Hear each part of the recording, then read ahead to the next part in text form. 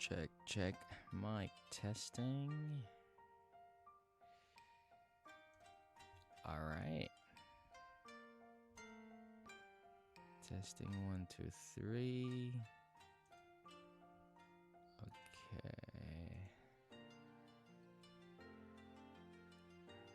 Let's see. All right. Good morning, guys. Good day. Yeah, it's interesting.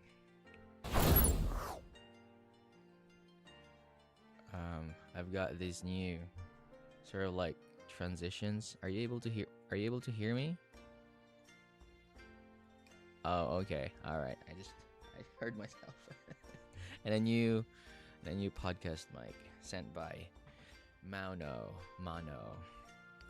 Pretty cool. I was actually looking to get because with my previous mic, the Maono, they sent that to me, but I can't seem to attach it to my camera.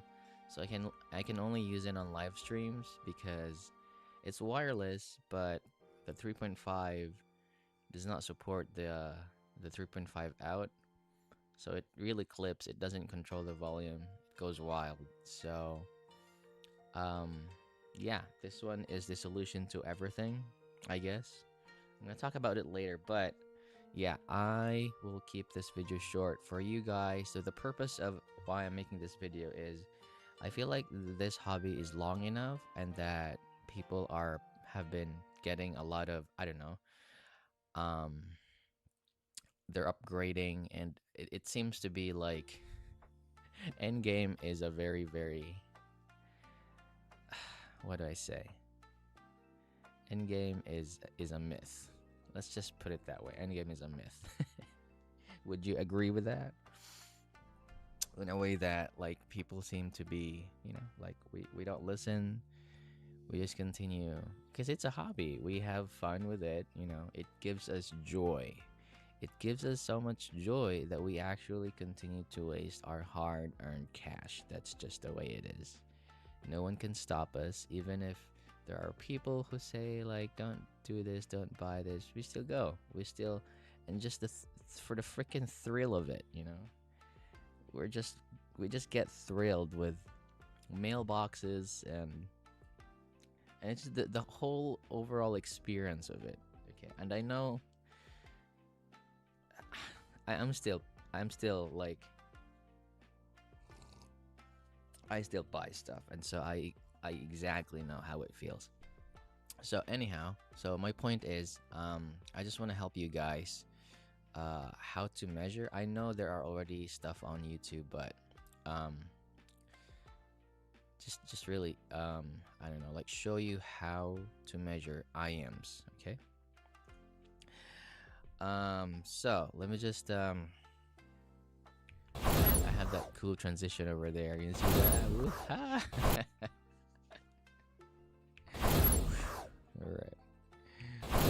All right. Anyhow, and I changed my position so that it looks more appealing.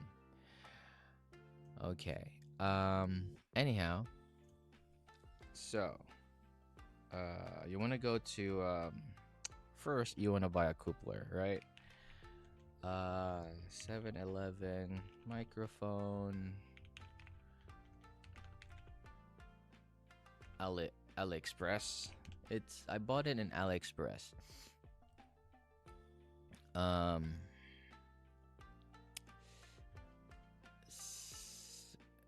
Coupler.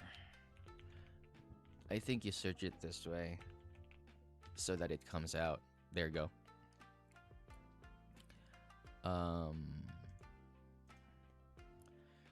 Alright, so I bought it in AliExpress. This is definitely not $2, man. Sounds good, trader. I don't know if how much is he selling it though. Definitely it's not $2.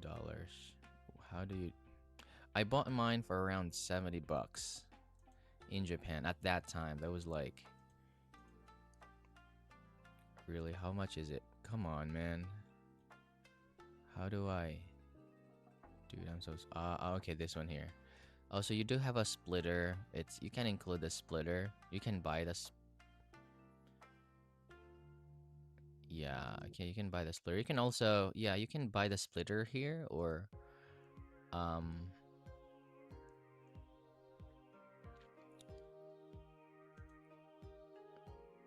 okay. So it's a 122. That's a little bit expensive. Um from Sound Good. I think I bought mine from College something. College Store.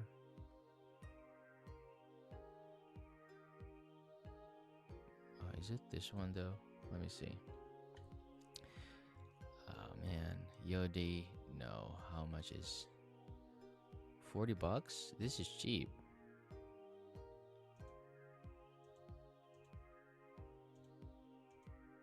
Well, this is cheap if he's, but there's no review, so I won't do that. Um Melee 87. That's not bad, but there are no reviews. Oh dang, man! I should have searched in advance. No, it's a different. It's a different.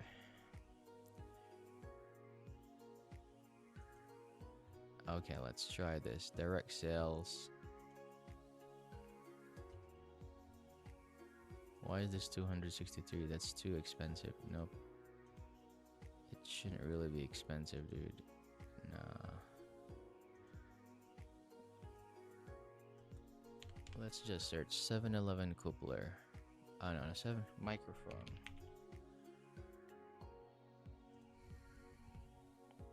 See, there's so many people who are searching. Oh man.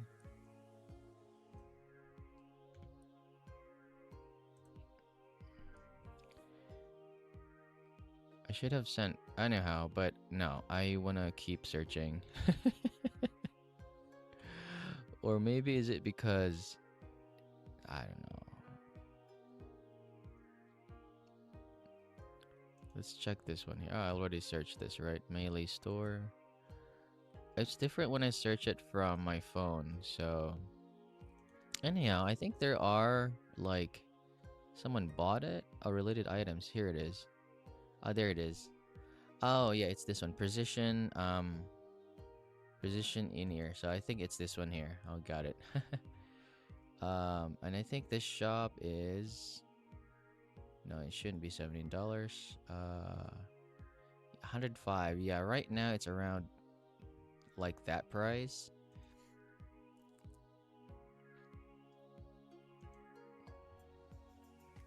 Haven's Tools. One review. 11 sold.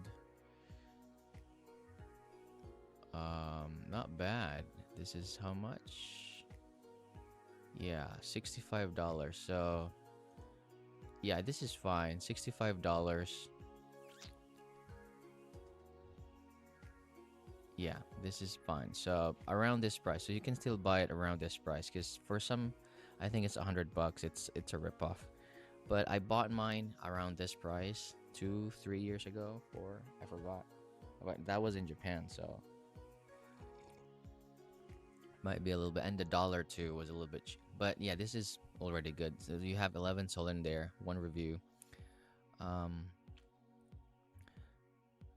there's so many. Just buy at your own cost. But hey, AliExpress, it's a legit site. If there's a review in there, they should be working. So, and then you get your microphone. You need a splitter or um okay, so I'm just going to show you here. So you got your microphone and so this is the coupler that I have here. It's, that in there terminates to a 3.5, right? Right there. 3.5 and the mic coupler. Okay. So you got that. All right.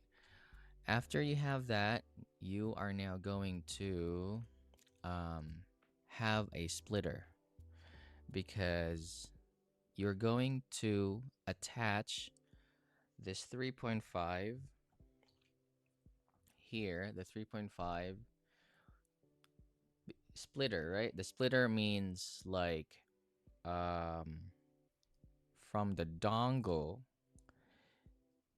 the microphone is here, and the other one, the other splitter is for the earphone. Does it make sense? So the mic, so a splitter, I don't have, I know I have a splitter, but I don't use splitters in my measurements, okay? But anyhow, the point is the coupler goes to the mic, and then the earphone that you're measuring goes to the headphone side, okay? So that's why. In my case, I don't use a splitter, I use separate. So I have a sound card for the mic, and I use a dongle for the earphones. Okay, so let me show you what I do here. The reason for that is, I don't know, uh yeah, I could use the GM6 Pro, but I don't know, like it's just easier for me to do it this way, but it could be different for you if you have a sound card. So I have a creative blaster in here, so I put them in this like USB hub, so, you know. So my mic is this sound blaster here, creative sound blaster. It could be anything. It could be anything that supports a microphone, okay? Um dongle support microphone, like it can be like Apple. You can have two Apple dongles. One is for mic and one is for measuring, but you have to specify that in REW. I'll explain that later.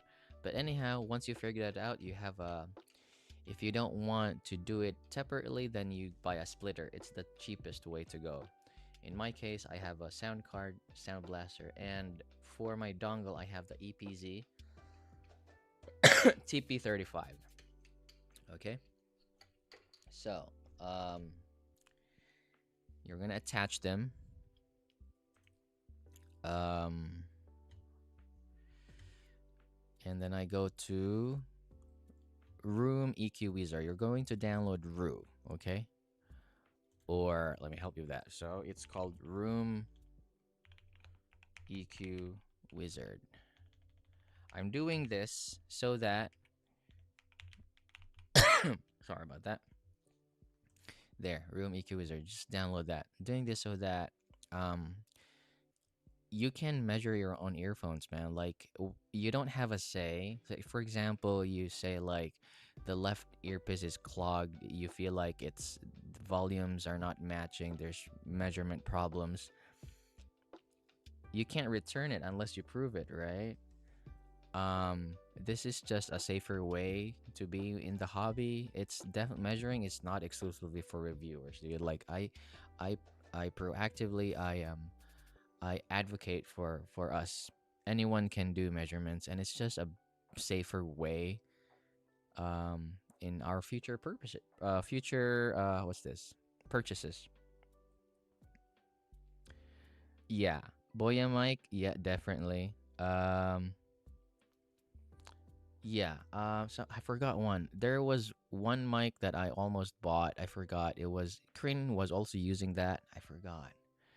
But you just have to you know, calibrate it. So anyhow, you have that Room EQ Wizard. You go to REW. Okay, and in REW, let me tell me if you don't hear me, okay? Because sometimes, oh, so there's a new one in here. Download.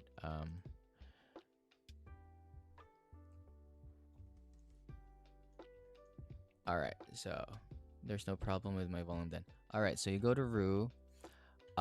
You go to preferences, and you find there. So you see here output device, right?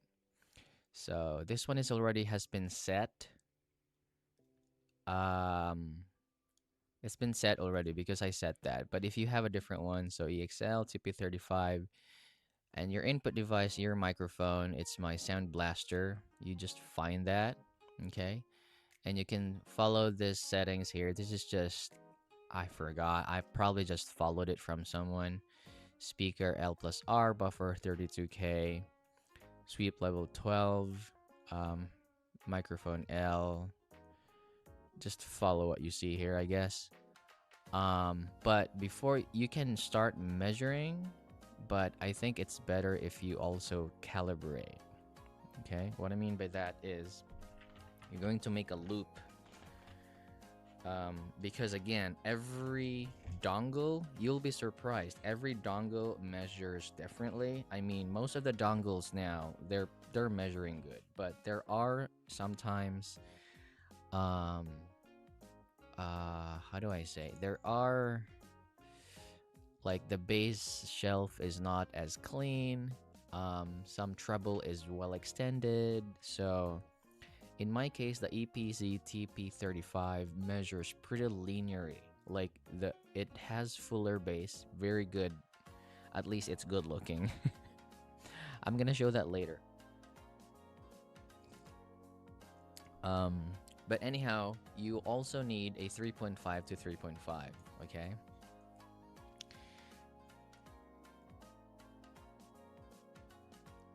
That's great, man. Exactly. So when you have a coupler, it's just unlimited. If it's creativity, I mean, your imagination is the limit. So, what's this one? So you have a 3.5 to 3.5 in here. You're gonna make a loop, okay? What I mean by that is, of course, you attach it to the dongle, EPZ TP35, and my mic. If you have a splitter, then it's the same thing. You just create a loop. And then you just click calibrate sound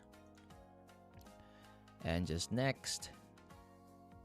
And you see there, you want to match the volume in here. What? Cancel. You want to match the volumes. As you can see, the volumes are not matched, right? So I can do that by, can I do that here? No, I can't do that here, but I can do in there's a volume in the EPZ TP50, right? So lower it down. You can go up if it's higher than, because I set the out for -12 sweep, right? And so you remember that this one here, so you just match. I'm clicking the volume from the EPZ TP35, so you want to match that, probably around that. That's pretty close. Next, and then next, and then it's gonna measure the loop. So that's how I measure IMs, not IMs. Look at that. It's pretty clean, man. Look at the EPZ TP35, dude. Like, there's no clipping. That is how it measures. A little bit of, and you want to smoothening. So you go to graph, smoothening, all right? And so you got that, all right? And you want to go to export, measurement as text, and just you can follow this too. Use measurements range from 20 to 20,000. You can follow this, smoothening, use REW. Okay, and then I'll just put it in a trial. Not Abigail, EPZ TP35 trial, and you save. All right, once you hit save, in the preferences you see here, make a calibration file, and so that is your calibration file. You just because you've already calibrated, you just go to folders and you find that EPZ trial. Where's that?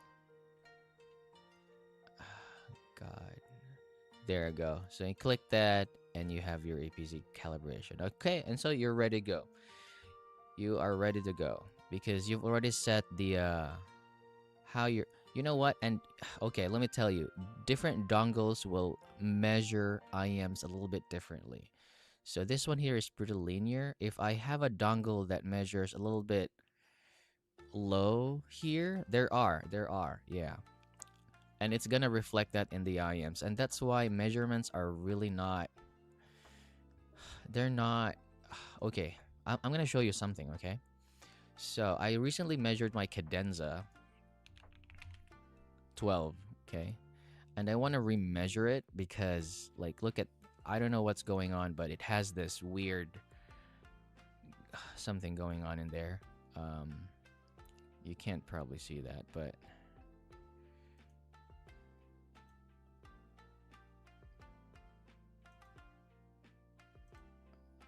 um, anyhow, so and then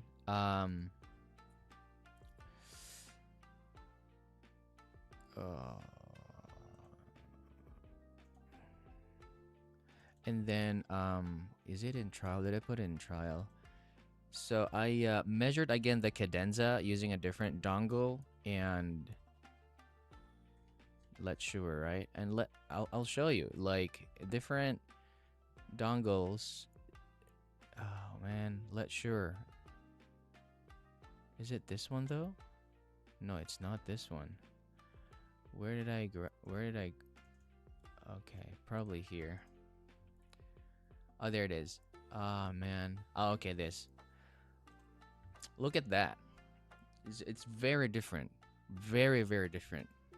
And it's the same unit, but just different dongles.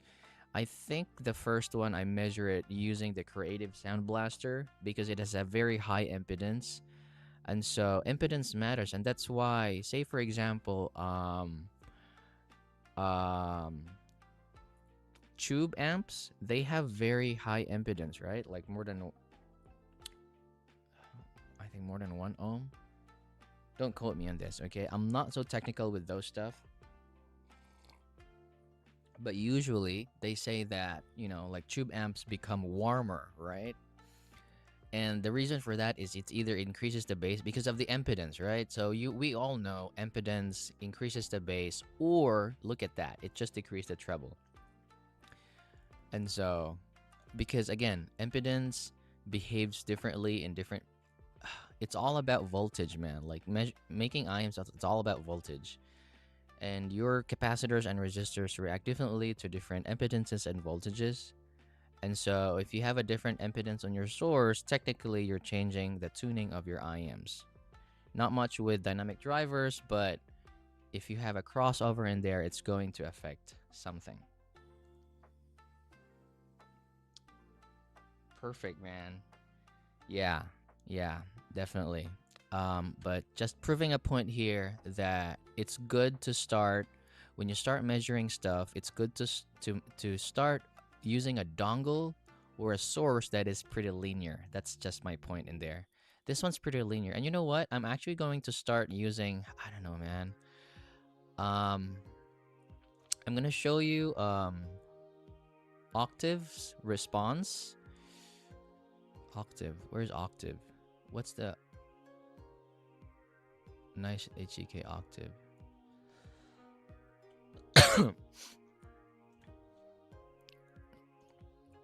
Octave's response is pretty. Yeah, it's almost the same actually. But I thought it had a little more extension. Let me just double check.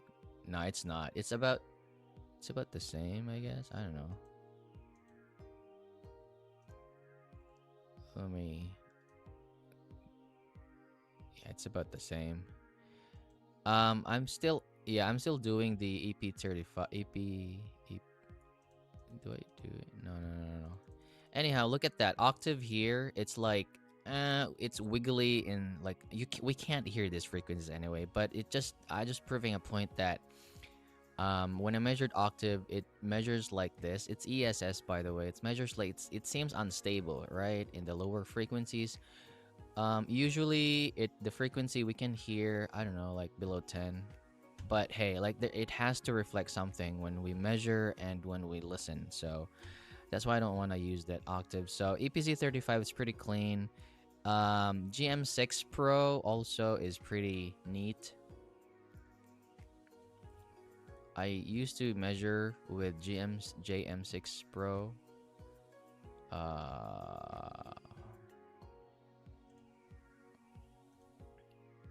yeah, it's pretty linear too, like,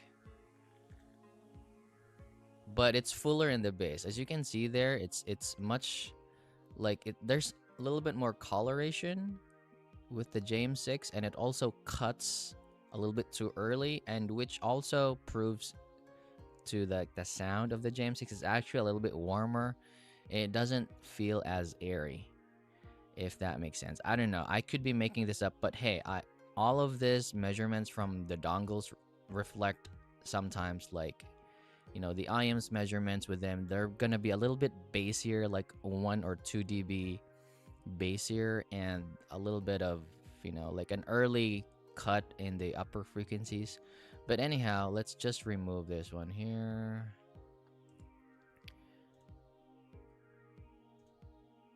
Oh my, it's gone. Anyhow, so all right, so we're done. Okay, so we have the we have the calibration, and we go to the measurements now. All right, and so when we go measuring, let's what do I measure? Okay, let's just do the twistura. Okay, so I attach the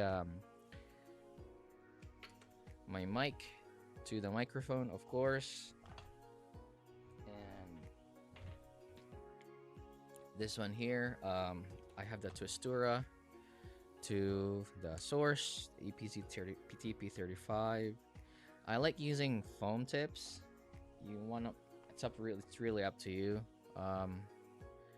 You can use silicone, but I like using foam tips. You just put in there, plug it in, and what I do first is I hit SPL meter, and then I do calibrate. Okay, finished. 115. So, and then I hit measure, and you want to put a name in there so that you don't get confused. So let's say twistura wood note R. Okay.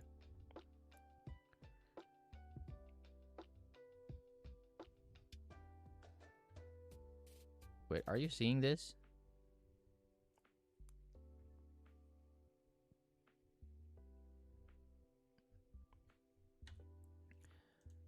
I'm not sure if you're seeing this, but let me just. Oh, sorry, you're not. Wait. Oh, you are? I'm not sure if you're seeing this. Yeah, that's what I thought. Okay. Okay, this one. All right, that's what I thought. All right. So again,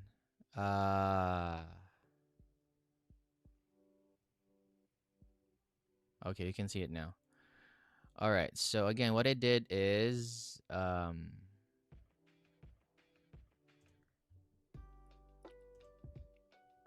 SPL meter, and you hit calibrate in there. Okay, and so you got that 116, and then you measure, and then you put the name here, Twistura wood note R. Okay, I didn't really touch anything here, I think, but if it's a little bit different in your case, you can just copy that. And so check levels, and you see here like 91 dB. That's a little bit too loud. We don't really listen to 91 dB, or maybe some people do, but I want to make it as like as real as possible. So I want to lower down the volume a little bit. It's either from the EPZ35 or from your volume here in Windows. Check levels again. Yeah, that's 87. Okay, maybe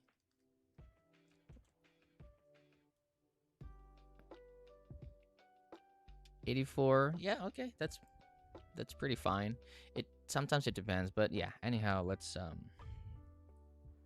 and you hit start, and you just wait, and there's gonna be like, you know, there's gonna be a sweep there running. Okay, and so we got that measurement in there. Now here comes The frustrating part. 8K. 8K is a it's a coupler peak. It's an artifact. Sometimes it's real, sometimes it's not. And the reason why we target the 8K is because measurements are going to be a little bit different. If it's just more consistent when we hit a certain peak, okay? So you want to adjust. So you see there's I'm a little bit further, just a little bit further. So you want to start all over again. Okay, and then here's the waiting game, man. Like you've seen me doing this. And so I think I've hit the 8K peak here. So um so this one I've hit the 8K and this one is probably not. But yeah, this one here does not seem to affect much, but let me just smoothen that out. Graph 112. Yeah, it isn't that smooth. I wonder why. Where is it? Where's my measurements? What? It's gone.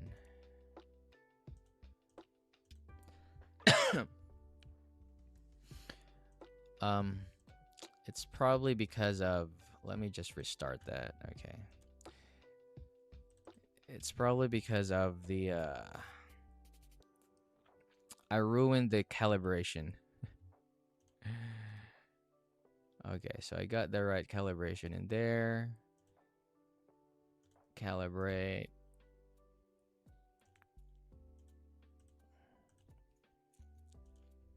Or maybe it's too low. I don't think it's too low. Should be fine. Level is okay.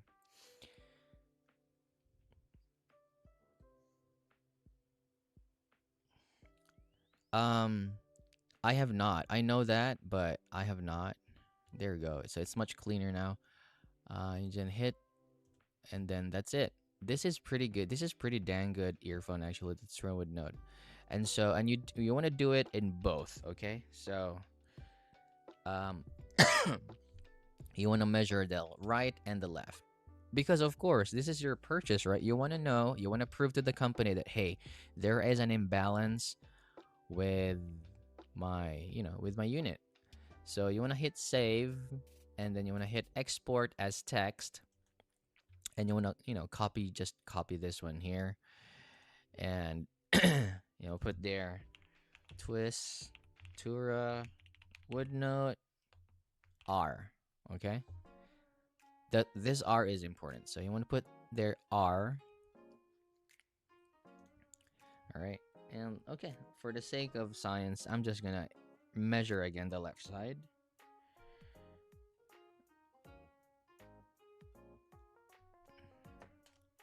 Because there's going to be OC people out there. I know you are going to be uncomfortable me not measuring the left, so measure again. You want to check the levels again, because sometimes it can have different voltages, especially with IEMS, with crossovers. This sometimes it's lower in volume, and that's one sign that there is channel imbalance or channel mismatch. Oh, I forgot to put the left in here,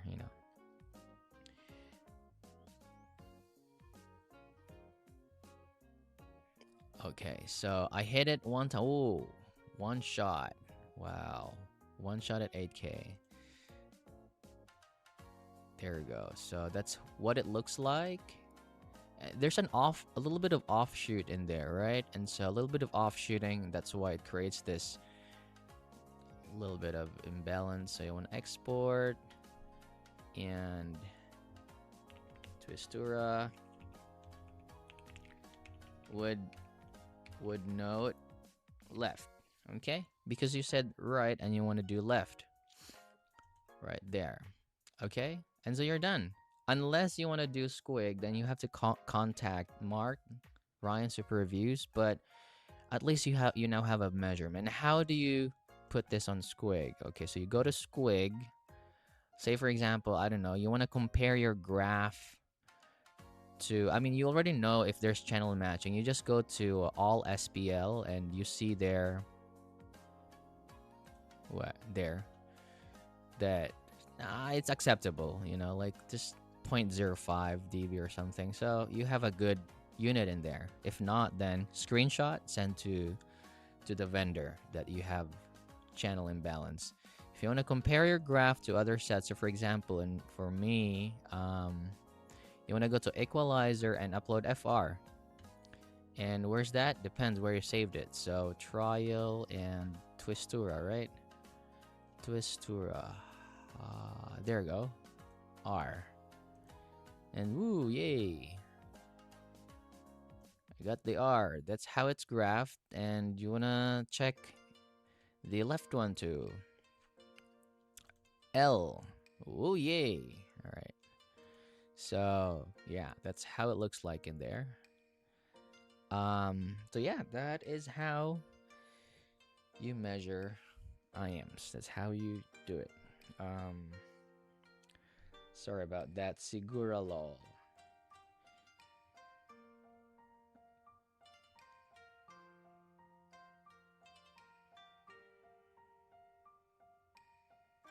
Yeah, okay.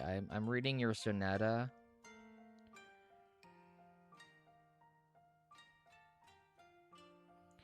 Yep. Yeah, everything is, yep, that's true. So you want to make sure. And so that's why people say like sources don't matter. No, dude, like sources matter. Probably a lot of people just go too far in terms of like DAC chips. Like DAC chips are, it's so easy to do some marketing on DAC chips because they're very measurable. Like, because they're just computing everything, right? Computing from digital. That's why it's digital to analog converter, right? So it's very, very measurable. That chip is, how do I say? You can objectify the measurement. So you can say, like, this calculates faster and it's for marketing purposes. Yeah, it's, you know, it's okay. But it doesn't really translate how the calculating speed makes a source warm or bright, because it's not the DAC chip that's coloring the sound. It's the components after the conversion. Okay, it's the components after the conversion, like the resistors, the capacitors, the circuitry, like the R2R, if it's discrete or not. All of those components, and the amplification also. That those are the things that the overall implementation. Um, what's this?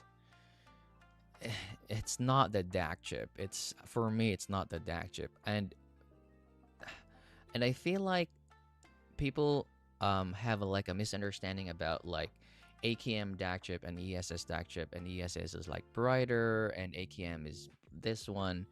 And it's probably because the circuitry, like if you're using an ESS DAC chip, the circuitry that it uses almost entails almost the same components, which would lead into like a brighter leaning stuff, if that makes sense. So for example, with Cirrus Logic, I don't know, CS43131, it already has an amp. It already has a dedicated amp. Unless you want to put an amp like the SGM8, I don't know, SGM8462 or something, then it, you know, what with ESS, dude, like, don't quote me on this. I just feel like this is just my assumption. Every DAC chip has kind of like a matching circuitry already. Like, you can only use this because it matches the ESS, but it's not exception to the rule. There are warm ESS out there, but it's just that like with Cirrus Logic, they almost always have a dedicated amp for them. Like it's a set sound already, you know. And I know people can still put their own capacitors and resistors and make their own house sound, but generally, it's not the DAC chip. It's just the overall implementation of everything. Oh, you're back. OG's C12 base. What's warm DAC currently? I don't know. What's warm? Um, Cirrus Logic, they usually have fuller bass, and as you can see also with my measurements, like the Cirrus Logic tend to have fuller. How do they just look fuller compared to like ESS. ESS is more extended. Okay, with the sound. Okay, with the sounds though, like objectively, the Cirrus Logic is very good for measuring. Um, and they're more fun sounding too. But um, on listening though, with the octave, I have where's my octave? Octave here. Let me just switch that. Haha.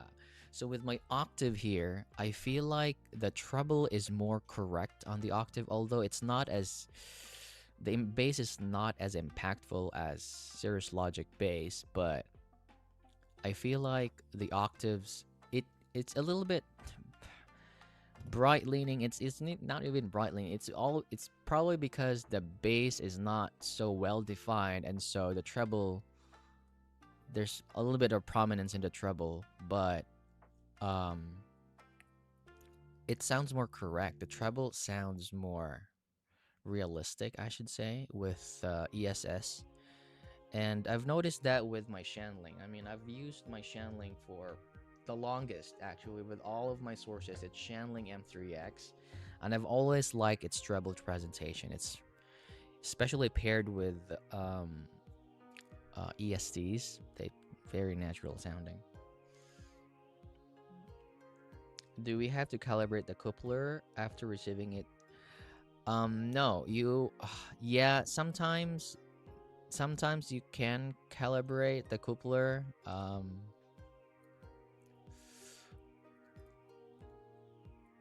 Calibration files here. You can put in there, but I've already calibrated a lot. In my video I put like how you calibrate your, and I think you can also calibrate, yeah. So for the mic though, I didn't put any calibrations for the mic, okay?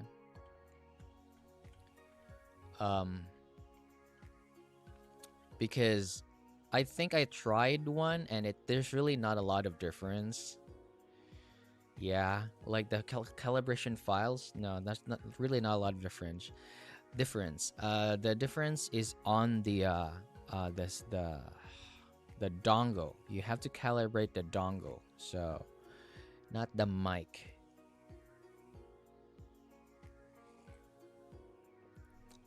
If it measures differently, then you have to contact the vendor and ask them to send the calibration files. It's a bunch of numbers that you're going to post. I mean, post a copy and paste. Yeah. Yeah, exactly. They're not useful.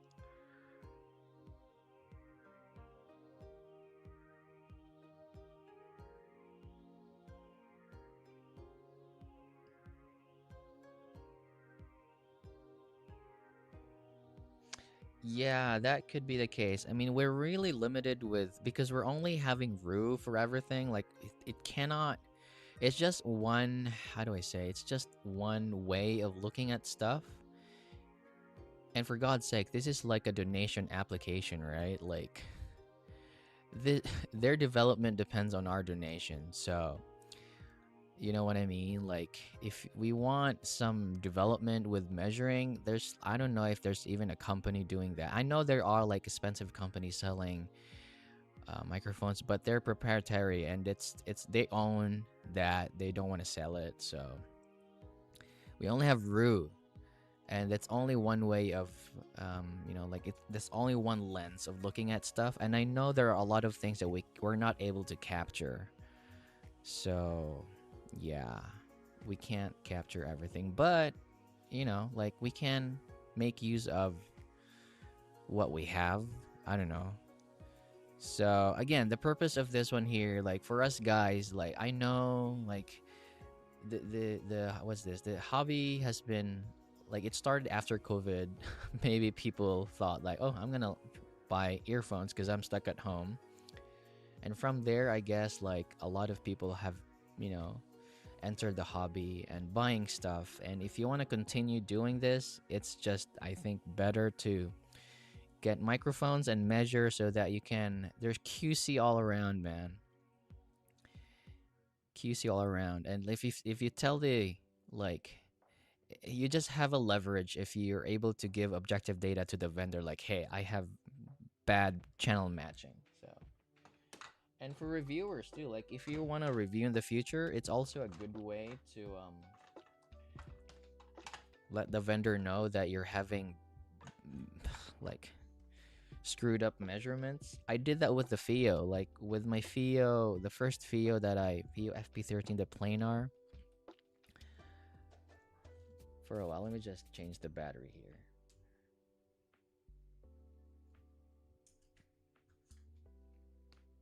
Yeah, with the FIO planar, like there's like a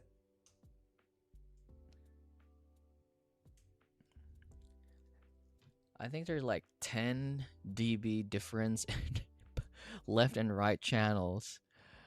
But the thing is, like, FIO ships it through DHL, and you have to pay tax. So I paid like, I don't know, $30, 40, and then they sent again a new one, and then I paid again. So I have two FP13s, and I paid, I don't know, $40. So it's like I bought them. But anyhow, but that's the thing, you know. But there are vendors though that they don't freaking, what was this, Hidiz? So I reviewed something before, and I showed them like there was like a very big channel matching on the bass and the upper mids, and they said like, nope, it's it's an acceptable range.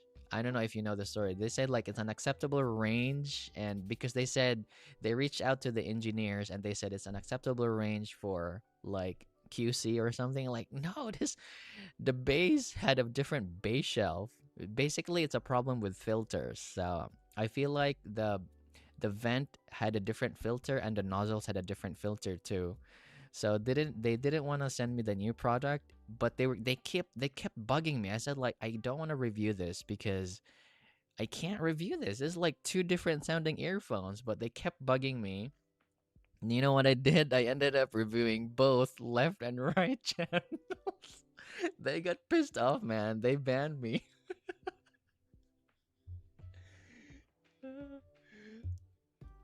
I posted my review on Facebook. I reviewed the right and the left channel, and it just banned me outright, man. They put me in the blacklist. So crazy stuff.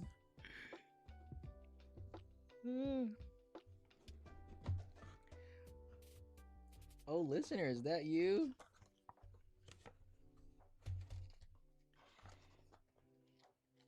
All right, I'm gonna do the IM4 here. I've already measured this, so I'm a little bit biased. Um, I'm a little bit biased because I saw what they look like.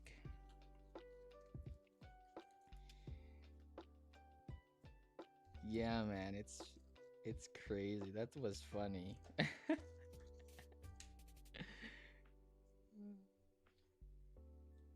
All right, so this is Fosi audio. It seems to be like open back, I guess they said. So this is what it looks like here. All right, there, if you can see that. And it said it says open back, so you can see that this is too bright. Nah, it's not working. Anyhow. Um so let's see here. Where's my IM4?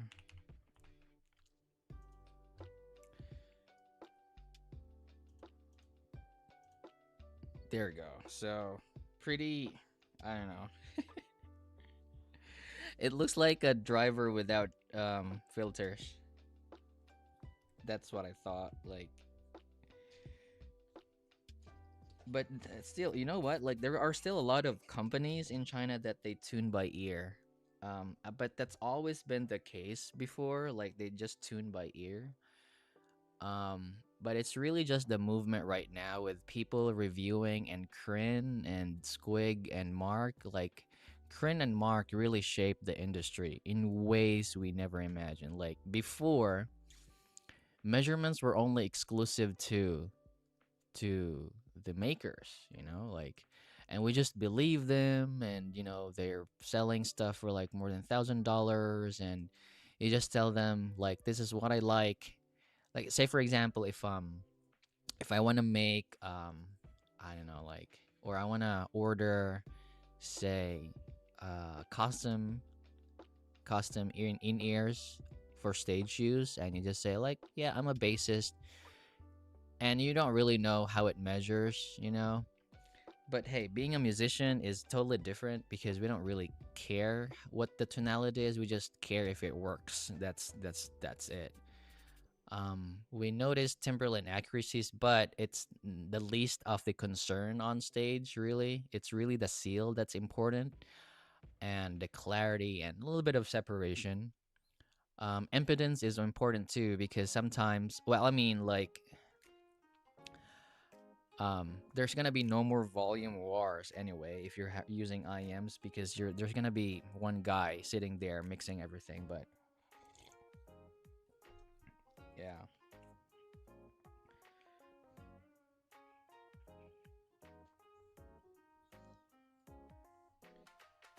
yeah, of course, yep. And um and it also depends on the insertion depth. Like, they get darker if the insertion is really deep. So I mean, the treble gets darker.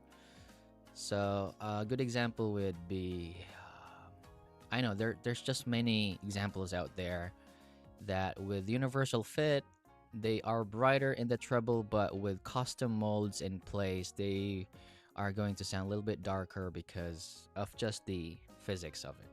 I can't explain the physics of it, but it's just the way the resonances bounce in your ear. So the deeper it sits, the lesser treble you get. So let's see here with the IM4. All right. E. Okay.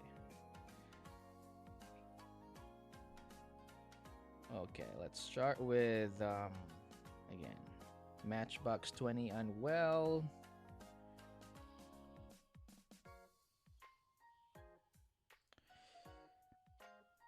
Yeah, it's very like classic tuning with that double horn in there. If you're familiar, this is a very common tuning before.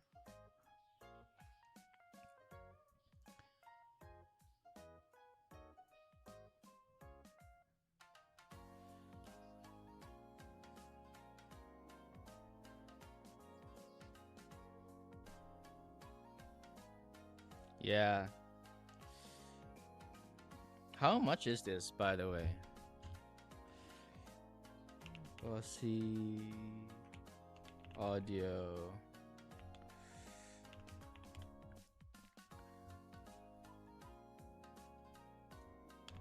Price $99. Dang, man, this is. I, I don't know what makes it open back though. It sounds decent. Let's try playing God with playing God Polyphia. But just this peak in here, man. Like, I'm not really sensitive to that peak, but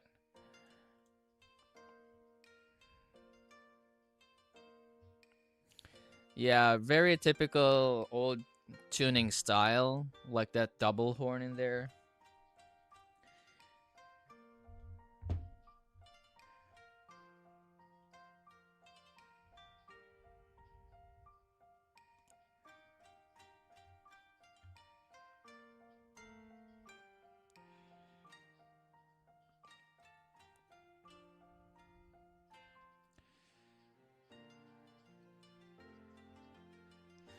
Yeah, okay. That's interesting. I mean, sorry. I was I was listening to the instruments. They're fine, but um the 5K peak blocks the well, let me pause. Dude, I think I'm too big. Let me just adjust my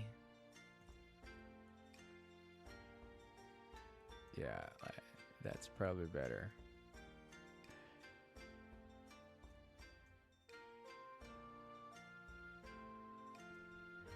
The um the 5K peak is kind of like because again, I explained before like look at this, like there's a flashlight in here and you beam it there. This is how I visualize tuning.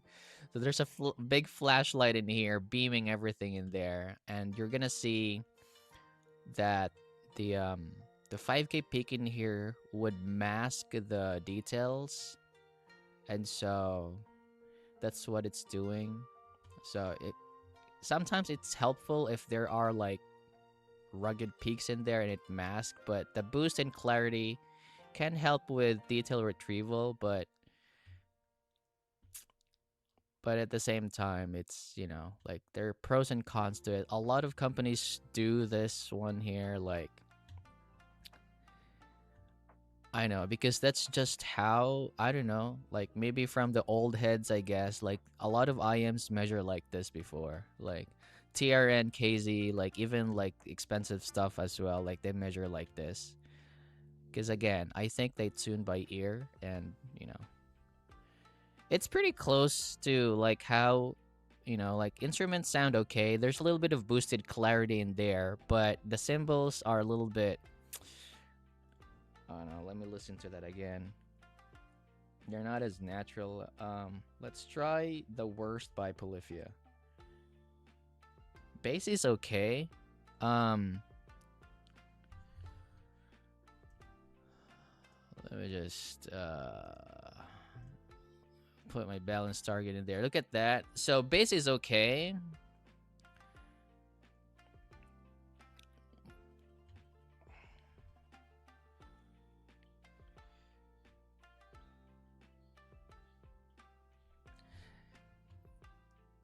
Yeah.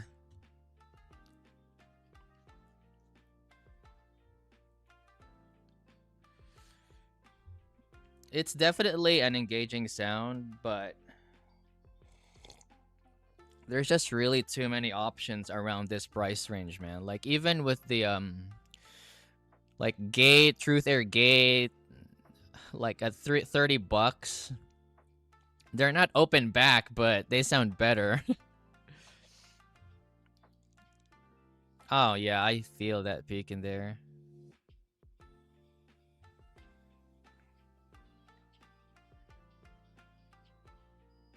Yeah, this peak here is it's too prominent, I guess.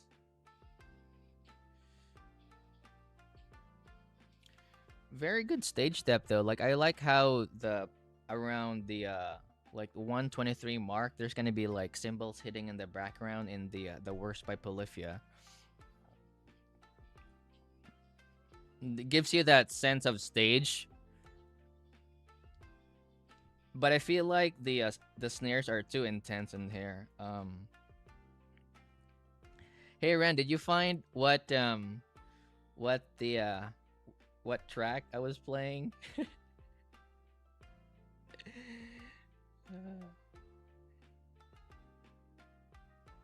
Yeah, it's not. Let me find another track here. I'm trying to find some snares that um 311 has some really um uh tight snares. Where's my 311 tracks, dude?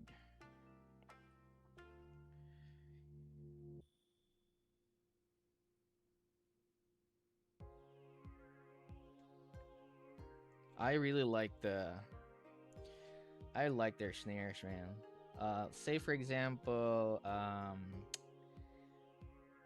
Amber. Let's try Amber.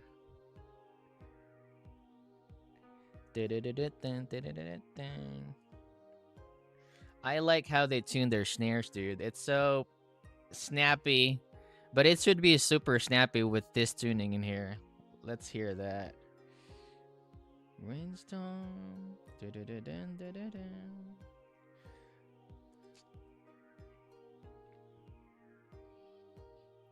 Yeah, it's so bouncy. It's yeah, it's not super intense, but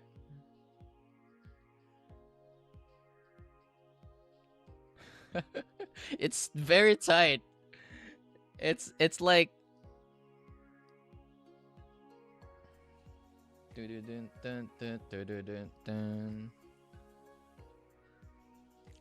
yeah, it's Paramore. It's that's what you get. It's that's what you get. Yeah. Ding ding ding digga digga ding ding ding digga digga ding ding ding digga digga ding ding good ding ding ding. Okay, let's oh man. But yeah, it's what that's what you get. I like dude that it's that's what you get.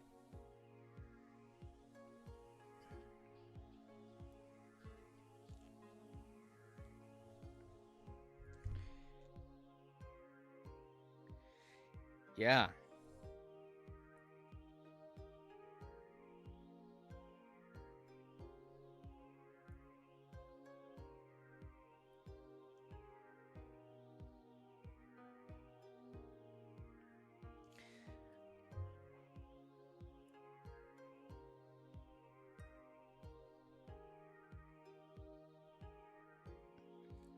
For a while. Yeah.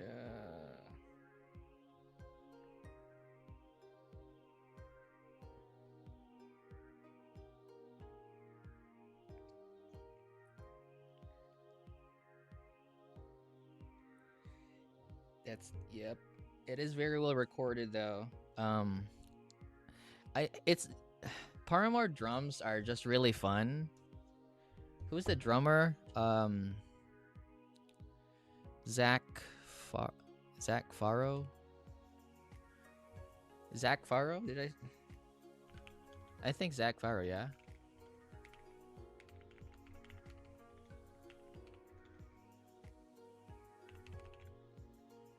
Yeah, Zach Faro. He's really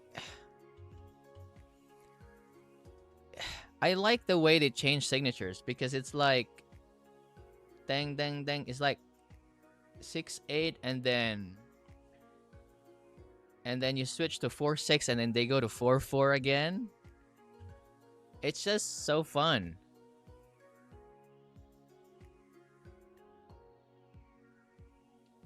And it's just really fun, man. Like especially with and they do a lot of 6/8. Like My Heart is 6/8.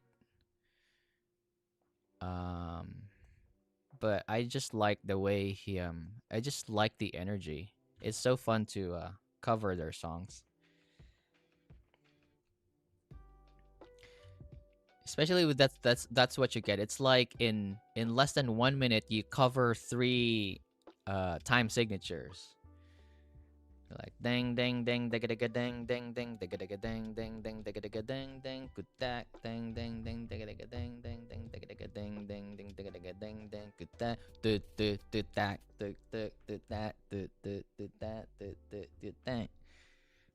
So yeah, very creative people. Um yeah, so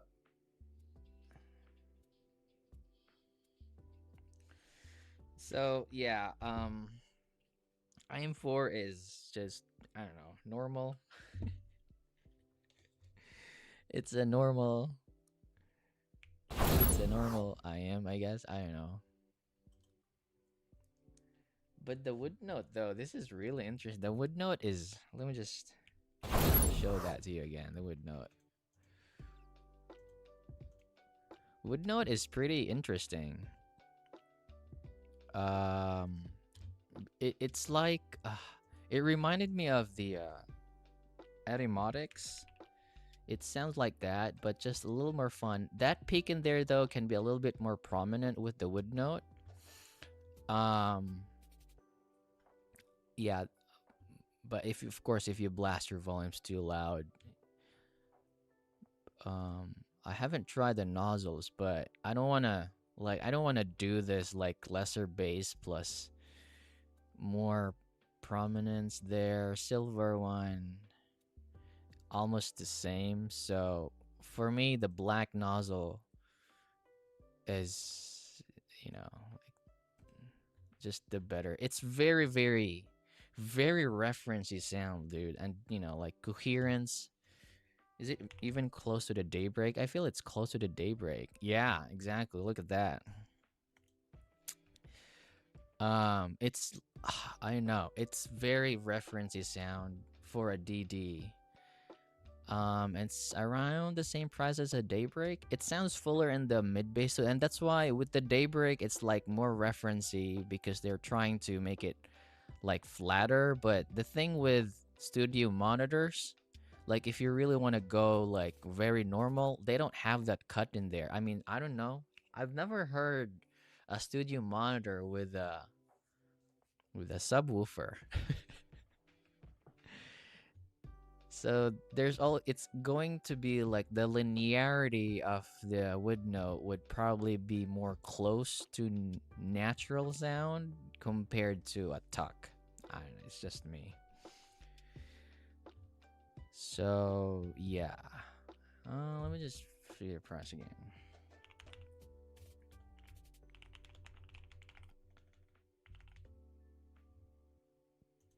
151. So yeah, around crane price. But yeah, it's very, very referencey. Very nice. A little bit vocal forward, so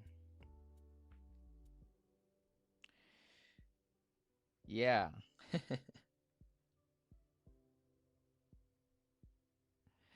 Yep, I have live effects. I figured the transition, so um what do I have here? Oh, I have to review the Mega 7, right? Mega 7 is okay. Mega 7 is okay. I can't justify its price though. 499. 499, man. I don't know. Yeah. The treble, it's leaning on the trebly side, but when I so it's interesting because again with the cymbals were so it's just an electric drum. I know, but these are electric drums, the sounds are still recorded, right? And anyhow, if I play real drums, if I'm gonna do monitor, I'm still gonna attach it to a mixer, which is still digital output, right? So it's technically kind of like the same still, but but man, like on listening, you might not get bothered, but playing is a little bit. It's okay. It's not as bad as say, what did I listen to last? Like the Chue. The Chue has this wispy BA timbre. The BA timbre does show up in playing drums though. Like, especially if you're doing 16th notes on the hi hats. It's kind of like because sometimes you do accents right with the hi hats, but with sets that have BA timbre, it's hard to notice what accents they're doing or if they're doing some accents. You know what I mean? Like it's hard to explain, but yeah. Sometimes they do accents. It's hard to catch if they're doing 16th notes on that. So with BA timbre, it's more clear if treble is like downward tilted. So the accents are much clearer to follow I mean, this is just nerdy stuff, dude. Like musicians, we like to copy stuff, and we want to cover. And if we get that like almost close to the original, it's very fulfilling, right? That's just how it is. I don't care if people say I don't have creativity, I can't make my own music, but hey, it's a feat. Like, and covering and making your own style from a music that you really like, it's very fulfilling at the end of the day when you finally finish the song, right? Like with guitars and I don't know, with drums and even with vocals. And that's the whole thing of it, you know? We like musicians, we like bands because they have something we don't have. I like listening to Polyphia because I'm not as great as them, and they're just they're good, and you know.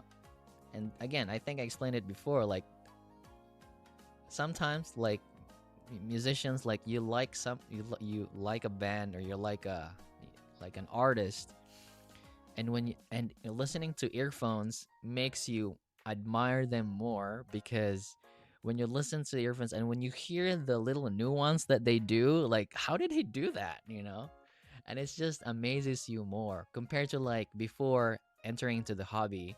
I was just flat out listening to like everything in 2D. You know what I mean? Like everything just in 2D, like the song and you know the basic chords and stuff. But when I got into the hobby, I could like listen closer to like the details and stuff, and it makes me appreciate the artists more because you find those little nuance, like little tricks and tips that they do during a recording, and you're kind of like, what the hell? How did he do that? So,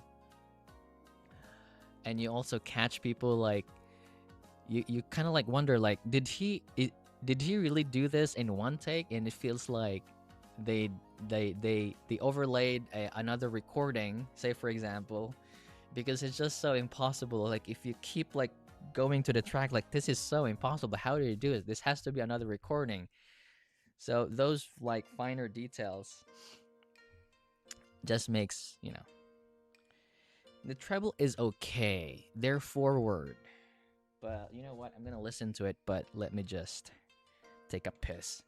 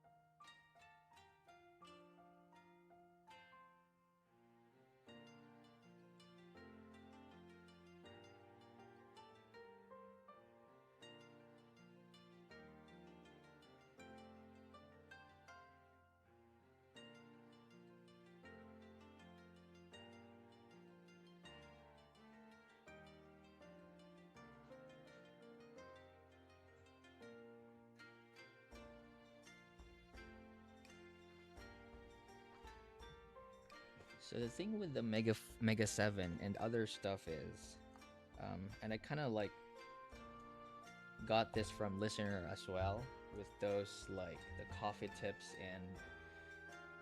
and just low profile ear tips in general. Um, I knew that like deep fitting ear tips would really like lower the treble, but um the low profile ear tips would make more sense more because not wide bores, because sometimes like wide bores they can be like regular length I should say, so it doesn't, sometimes it just boosts the treble. But with low profile ear tips, even if they're narrow, but if they're sitting low, you can insert them deeper, and so the deeper they fit, the tamer the treble is. And it's true with most earphones that I've tried. So that is a lot there with the Mega 7. And I tried, and so a lot of people, so for example, the Venus Velvet is pretty when you wear the Mega 7 with the Venus Velvet, the Mega 7 would sit a little more outer. You know, they don't fit deep, and so I think when I listened to the Mega 7 in my first impression, I think I used the Venus Velvet because again, because the Venus Velvet has this, you know, like people think they create more bass, and so you feel like, oh, it's gonna balance out the treble because it's gonna create more bass. Yes, it will, but it's gonna be more V-shaped. It has more bass, but because it also sits outer, then you'll also have more treble in there. So, but the say for example the NF Audio ear tips, they're like sitting low, like that.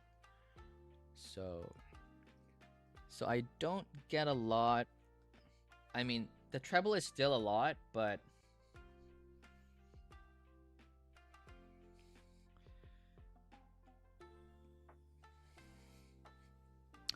okay, I'll explain the treble. Okay, okay, this is so the treble is not peaky, but because of this forwardness in here, it feels like the like yeah, it's just treble forward. You just feel sometimes I feel like the hi hats are like next to your like you're playing hi hats like so close. It feels like that. Dude, like when you mix hi hats, they're supposed to be far. They tame it already, and that's cymbals are one of the hardest uh to mix because you have to cut off a lot of resonances, and it depends on the mic too. Um, so it's cymbals and bass guitars that are hard.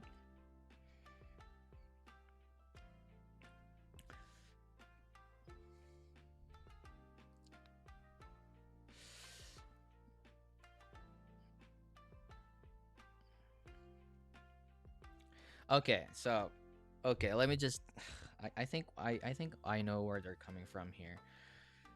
So this is how it works. And not really how it works, but the Mega 7 does sound like uh kind of like studio-ish, monitorish. Okay, it really does sound like monitorish. But the thing that people don't understand when it comes to studio monitors is like, yeah, the studio monitors are a little bit bright tilted because it's just very linear, right? And what I say it's bright tilted is when raw tracks are played on studio monitors because they have never been mixed yet, right? They never cleaned it up. They never put any EQ in there, right? And so from when you're doing mixing on studio monitors, those instruments they sound a little bit, yeah, let's say brighter, okay? And so maybe they're taking reference from that, but when the song is final, they don't sound bright on the monitors. They sound correct, you know, it's already been cooked. They've already, you know, it's already been cooked. So what's happening here is like, so we got the song, a final song that's never cooked, and then companies are creating a little bit brighter earphones to bring up the details again. Those details have already been removed from the final song, and then they bring it up again to make it sound neutral. No, but I think that is where the misconception comes.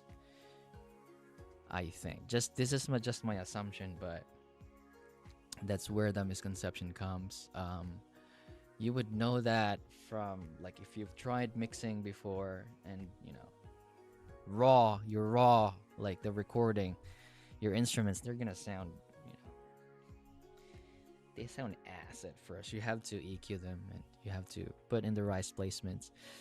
I never really dug deeper into like the DAW and the digital audio. I was just looking at my brother. I helped him a few before because my brother does it, and I'm thinking My goal. Okay, this is my goal.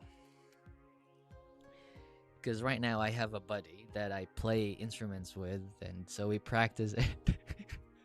It's funny because one guy wants to play the bass. He has a guitar, but he wants to play the bass. So we're a band of three now.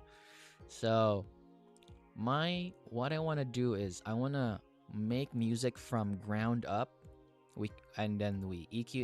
It's probably not gonna be as extravagant as a real recording studio. But what I want to achieve is I want to use an earphone in like mixing and mastering, and from there that track will be my test track, because from there I would know where I placed the instruments, how it sounded, and this is the earphone that I used. Because right now I feel like our reviews are a little bit flawed. Say for example, um, I listen to Polyphia, okay, and the reason why I I use the Playing God because I know how nylon sounds. That's it. But I was not the recording engineer, okay? So I don't know if he really how like I don't know. I don't know what came out from the studio monitors at that time.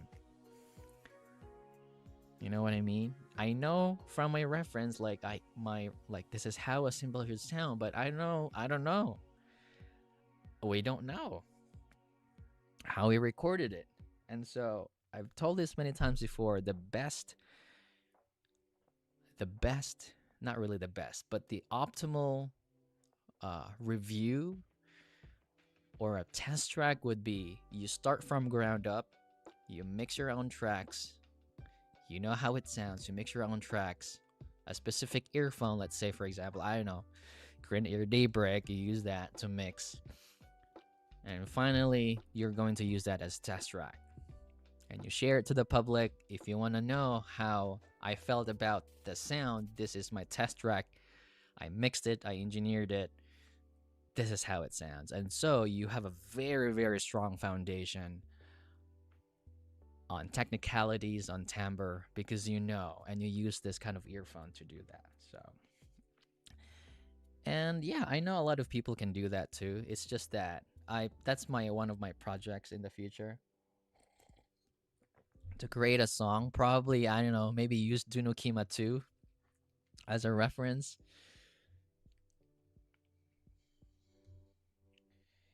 Exactly. If you use Mega 7 in the mix, you would reduce a lot of treble. And so the final sound would be muffled. Not necessarily, because again, the studio monitors, they're helpful, but dude, I know people in the Philippines using like Dr. Dre mixing and mastering stuff, but their music, um, when they're done, they sound okay because they've done a lot of trial and error, okay? So, for example, Dr. Dre, okay? At first, probably the first few songs after that, they're gonna sound bass light because, but after a few, I don't know, adjustments, they're going to adjust because they know how to which level to reduce, which to boost. And so again, with those stuff, it's also a little bit personal. So, but you're right. Um,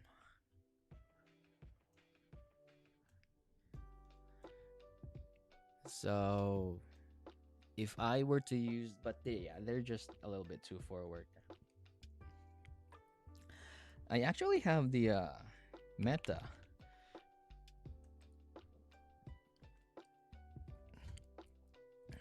Um,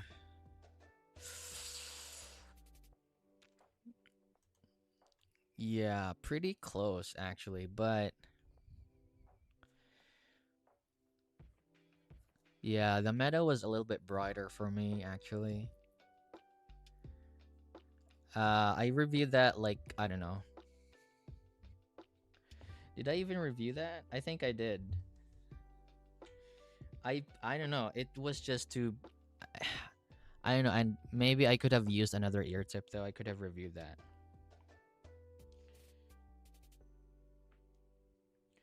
Hydro?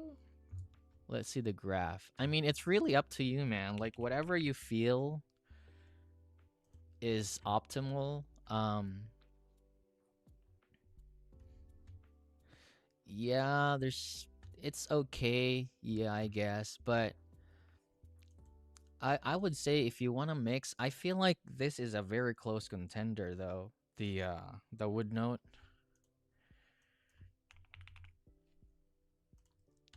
cuz but with a little bit of EQ though, or the daybreak or something that is, like it's not, you feel like it's not boosted in any, and you start from there.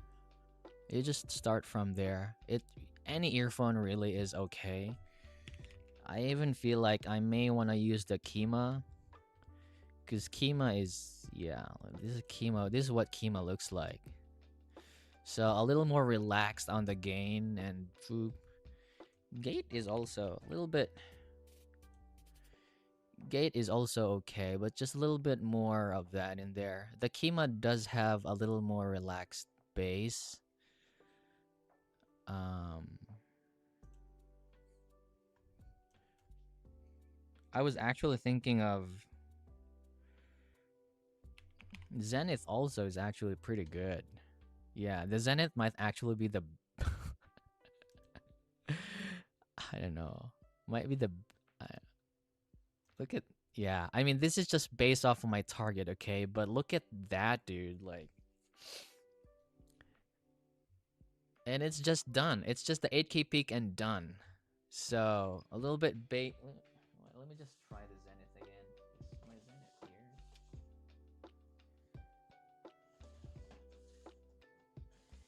Every time I'm reminded about the Zenith, it's just.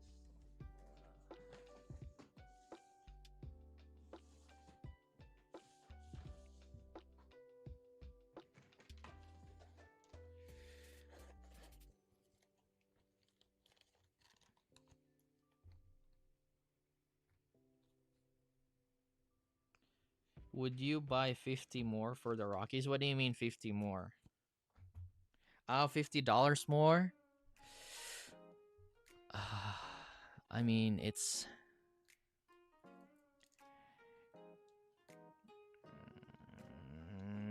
Can't. I don't know. I mean, it's 499, so 450. Yeah, I think. Yeah, I would. I would. It's still really. Yeah, but if you're gonna spend that much, you make sure that, I don't know, like I feel like there's some going on, like QC going on with Nice HCK. Have you seen the post of Eric? Like Chi-Fi, like he was like bashing NX8 because it was like, he said it was like unlistenable. And when I looked at NX8 graph, I think it was NX8 special edition. I think he reviewed a special edition, right? And when we look at the graph, I was like, I don't find anything offensive in here. Like, what is? I don't get it. It looked like that. And so I told him, like, hey brother, like you should invest on like measuring stuff, like can't. I mean, there's a whole sense of pride in reviewing stuff from your ears. I understand that, great, good for you. You're able to, but hey, this is also like, you know, I just feel like putting a little more objectivity would make more sense. Because what if he's missing some filter in there? I really don't know. Let's say, for example, I don't know, like Sleevo. Okay, look at that. Like Sleevo's even more peaky than that. Like I don't get the point why the NX8 SE is peaky, or did he get a dud unit or something? So my point is, dude, if you're gonna spend $50 more for that, like, just I'm sure you have a rig, so I just hope you are able to measure that, because if anything goes wrong with the filters, at least you have something to prove.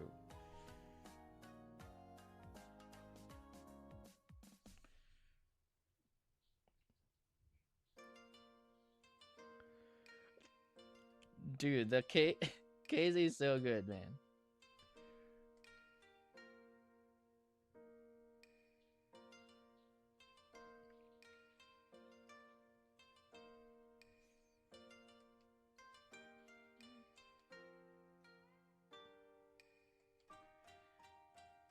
Um,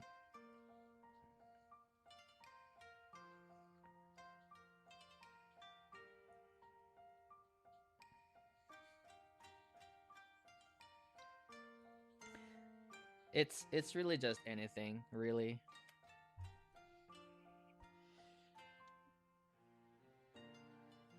I know, man. Yeah, they're gonna make it 5 easy. I mean, I don't even know if I don't know the. I don't know. I don't know what to say. That's why buying 7-Eleven would need to know if there's weird in my. Yeah, and that's why I created this video for you, Ren. No, it's for the people out there. I'm pretty sure. Like, dude, like during my time, when I was like, how do I do this? I just figured I asked a lot of people how to measure. I asked Paul, I asked Mark, and I watched a lot of YouTube. There was nowhere to ask, and finally Timmy. I think a few people did their, and I just want to do like. I'm just one of the few who made this. I don't know. I'm pretty sure there are many people out there already making videos on how to measure, but definitely, at least I just want to make it recorded so that everyone can have access to it. So yeah, it's inevitable. This hobby is gonna get bigger, and more people are gonna start measuring, which will in the future it's gonna be, I don't know what's the future of the hobby. It seems like companies are gonna be very more careful on like tuning, because it's gonna be tuning driven, unfortunately or fortunately, because there's gonna be more transparency. There's gonna be no more like double peaks and everything, and they just tell you it sounds more detailed, and they just increase the peak. But at the same time, unfortunately, because we're gonna be seeing same tunings getting adopted, because that's the safest way to tune. Because if it's not meta tuned IM, it's not gonna sell well. That's just how the market is, and that's how we chose to go. So there are pros and cons to it. I think the pros outweigh the cons in this, because again, earphones are sounding significantly better. Like, everything just sounds decent, like even more than decent recently. And you probably just, you can pick anything, and you just pick, maybe basing on what design you like.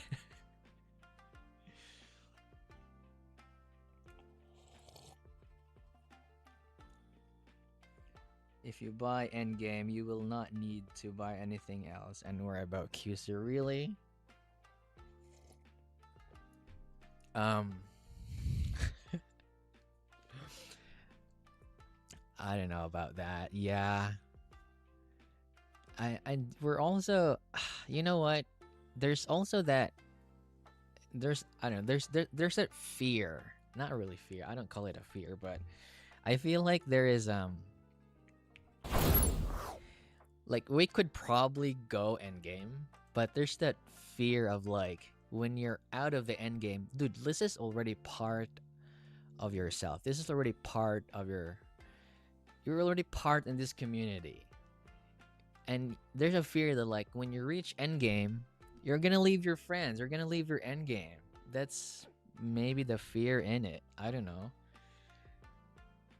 It's like, I used to smoke. I quit last year, but smoking has been part of me already. That's part of the fear of quitting, because It's like leaving your best buddy or something. Your endgame comes and there's channel imbalance. Exactly. Uh, I found something. It was, yeah, this one's like, how much was this? 55 for sold. This is just for $55. So there are other more like $65 for this one here. This is cheap. Yeah.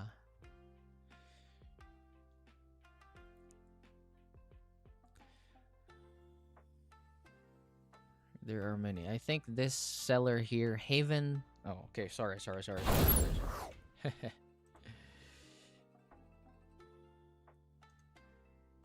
This one here, Haven Tools Trader. So you find this one here, IEC 711 frequency response, Haven Tool, $65. 3.5. Don't do the RCA, not the RCA. We don't want the RCA. We want the 3.5. So basic shit. That's it. And you know, he sold 11. One review should be okay. Or if you want to make sure, go to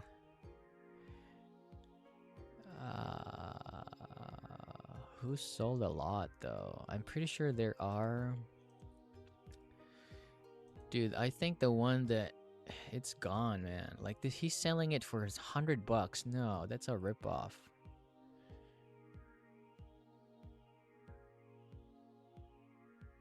Yeah, it's probably the cheapest one though. I know.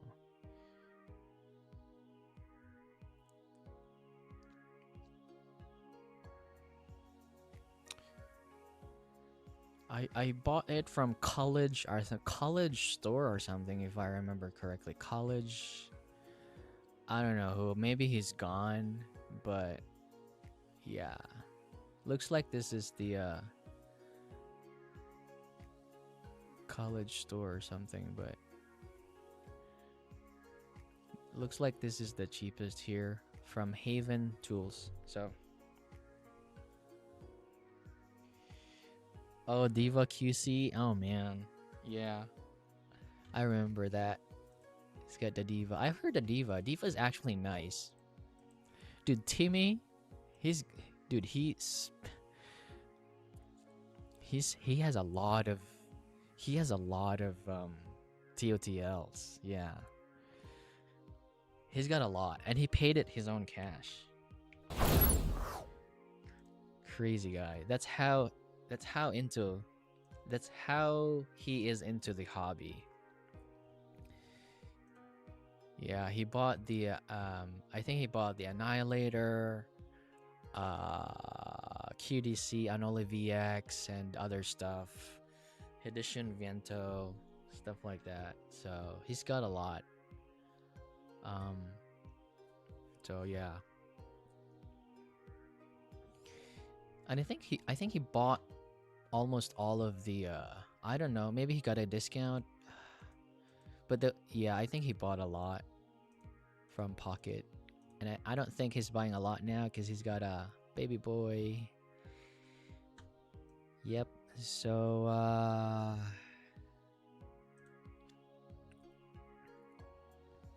oops. Alright. I guess that is it for today. How many hours have I been doing this? I don't know. How long has it been? 2 hours, I guess? Almost 2. What else did I want to talk about? Yeah, just my review on the Mega 7 this week and the orchestra. You know what? The orchestra actually it's too vanilla for me. Let me just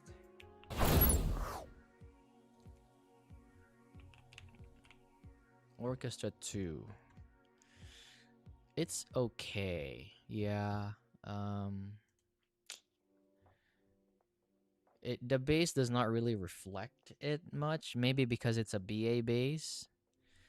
The RS5 Mark II does it. Of course, there's still really a lot in there, but I thought this bass is gonna be like a lot, but um, the treble is, yeah, it's a very vanilla sound. I don't know what's going on. A little bit of, it's okay. It's a really decent set for, but for the price though.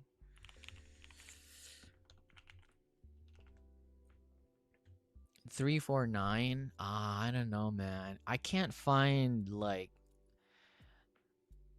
a character as to why I would listen to it though. That's the thing. It's a really nice set, but I just can't. It's engaging, but there's just, I don't know. There's, I mean, it's probably not engaging enough. Um it's just a good set. That's it. It's just good. But for the price though, this is what I'm trying to find. Like 349 here, right? So you're looking at Mega 7, you're looking at Rockies if you add a few more. Um you're looking at how much is Pilgrim now though? You're looking at Harrier as well. You're looking at Volume S. Um Vanguard T Pro. Dude, I want to try the Top Pro. I really want to know what the Top Pro sounds. I think I'm borrowing a set.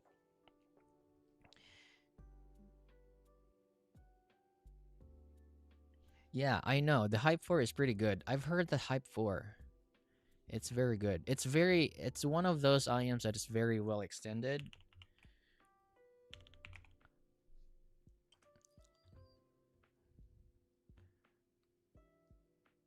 But there's also Mark II, I guess.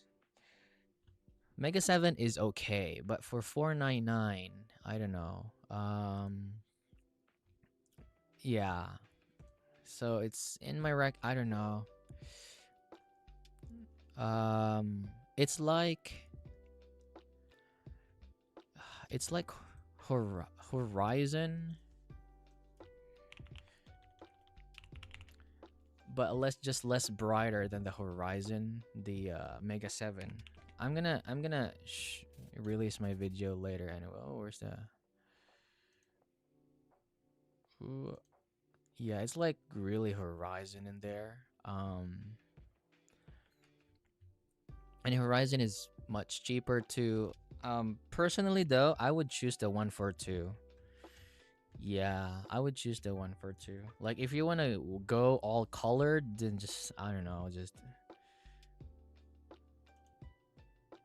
okay, I'm gonna remove the Horizon. So this is what it looks like side by side. There's a peak there with the 142 that you may be sensitive, but it's also mitigated by the bass. And so the 142 sounds, it's 250. It's almost half the price. Um it's not gonna be as clean. The thing about the Mega 7 is just it's very clean sounding. Like the vocals are really clean. Like that's the thing that stands out with the Mega 7. It's just clean. And that cleanliness probably is like makes it more like referencey, like studio kind of like sound. It's just really clean sounding, but it's clean sounding without sounding clinical in the mid range, if that makes sense. And I think it's the bump here that makes the mid range sound fuller. So it's like there's really not a lot of bass. The bass is just enough. And then clean mids without sounding thin because there's an elevate, like a hump in here. Treble could be a little bit tame though, for my preference. So yeah, it's a little bit. It's still okay. But then again, for my age and for my ears, I don't. It's I can listen to this. Okay, I can listen to this. I'm just getting really nitpicky recently because I play drums and I can easily find inaccuracies, including, and like if I include myself playing drums, I can say like, oh, the hi-hats are a little bit, they're a little bit high in tone, stuff like that. So, but for 499 though, is it a good? Yeah, I think it. I think I'm gonna be. It's oh yeah, it's not. I don't know. I'm still thinking. Maybe my mind will change. I don't know, but it's just that my point is, um, you can find, um, like you can find the Odyssey 2, which is more natural. Like if you want reference sound, the Odyssey 2. Oh, I forgot. I probably use the Odyssey 2 here for if I want to record or something. But um you want to look at like the Odyssey 2 if you want like studio monitor kind of thing, or there's also the usual Odyssey. What else for cheaper? Cadenza 4. Yeah, a little bit of brightness in there with the Cadenza 4.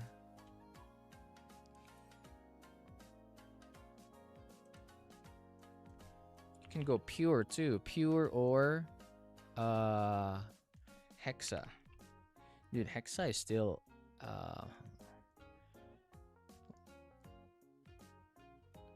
this is interesting. I might include this in my comparison.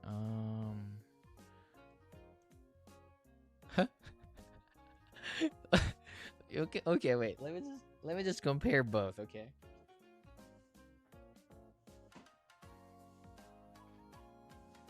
Okay, so Hexa. Of course, my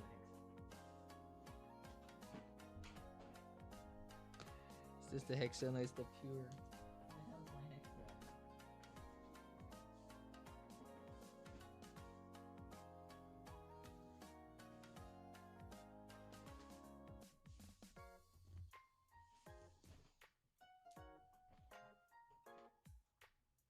There it is. All right. Hexa.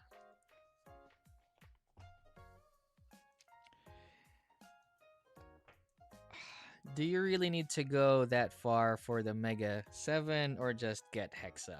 Okay.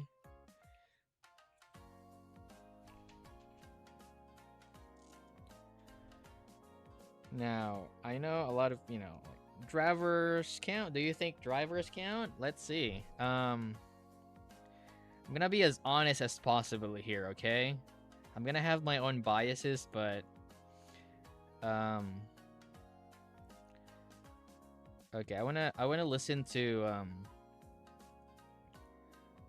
Bomber by Yoroshika.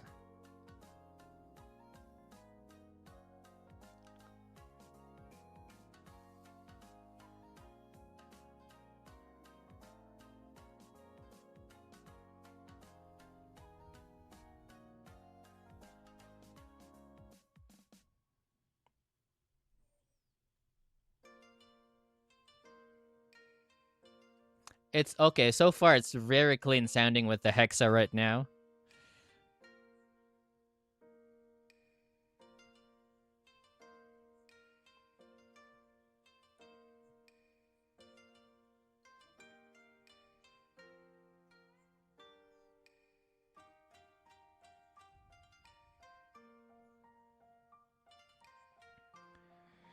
Okay, all right. So the Hexa does lean a little bit on the brighter side, and only because of the bass in there. Because like there's bass, it's really tight.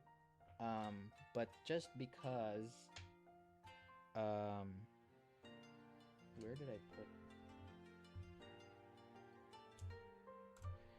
put? Just because that, what do I say? It's not a lot of bass, and so it's not able to, balance out the forwardness in the treble.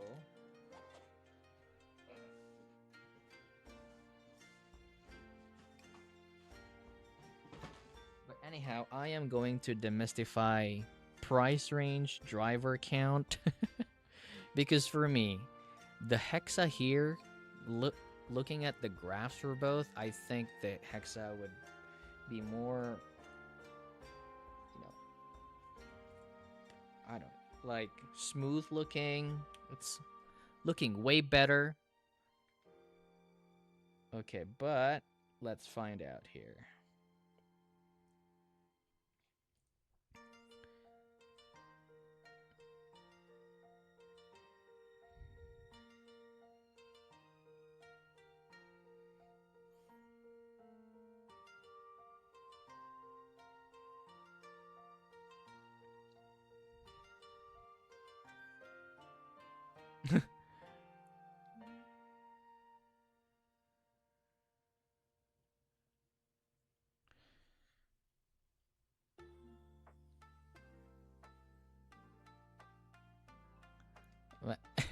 The Mega 7 is better.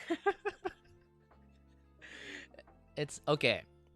I have to be very honest, okay? Like from a like if you ask like a normal person to like AB both, they probably won't, they probably would hear the difference, but they probably won't guess the price difference, okay? This is like 80 bucks versus a 499. If you ask your wife like, okay, like if you ask your wife to AB both, like listen to this one, this is $80, and then listen to this one, this is like 499.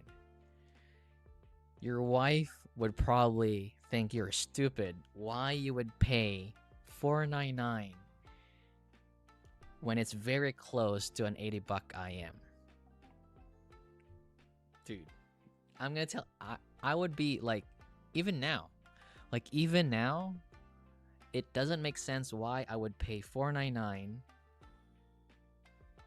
if I could get like 70-80% of the sound from the Hexa. But again, we're in this hobby. We want to waste our money. Does it justify? Kinda. It does. The Mega 7 does have that more realistic vocals. And maybe it's because of the hump in here.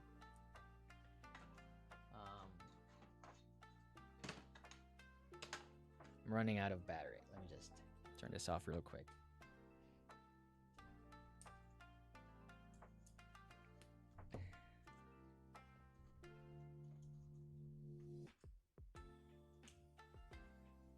So it's it's oh, man. Is it justifiable though? I don't know. It's not justifiable, but again, it's really up to you. Okay, let me do that again. So from Mega 7 to the Hexa, okay?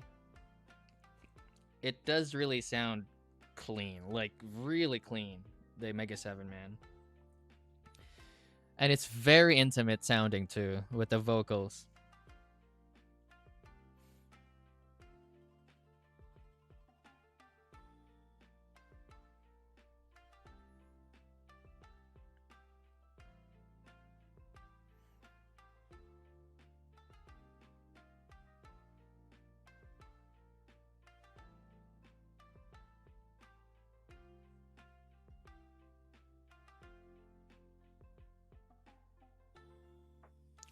Okay, all right. Yes. Dude, the Mega 7 is even like if you look, if you're into driver memes, if you're into driver memes, like it doesn't even have ESDs, right? Like driver wise, they've gone down, okay? Like I am not kidding, man. You ask someone, your wife, whatever, whoever it is, I am quite positive. I mean, like, which is sad. We've gone this hobby to shill. Like, we've gone this far in the hobby to shill a 20% improvement. But, okay, so right now, just to be fair, because I'm using the low profile ear tips on the Mega 7, and I'm gonna use it with the Hexa too. Let's see if it would sound more. Um,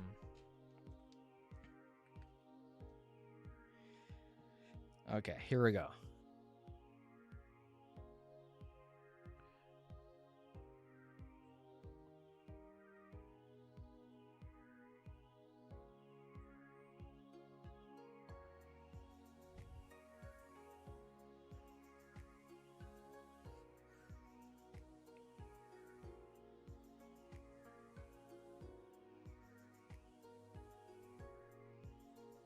Yeah, there is a noticeable uh downgrade in resolution, I would say. Yeah, the mega style, yeah, because I felt like, oh, okay, it's not as clear. But then again, like $80 versus 499, dude, like it's crazy. But so yeah, um, really up to you, man. Like,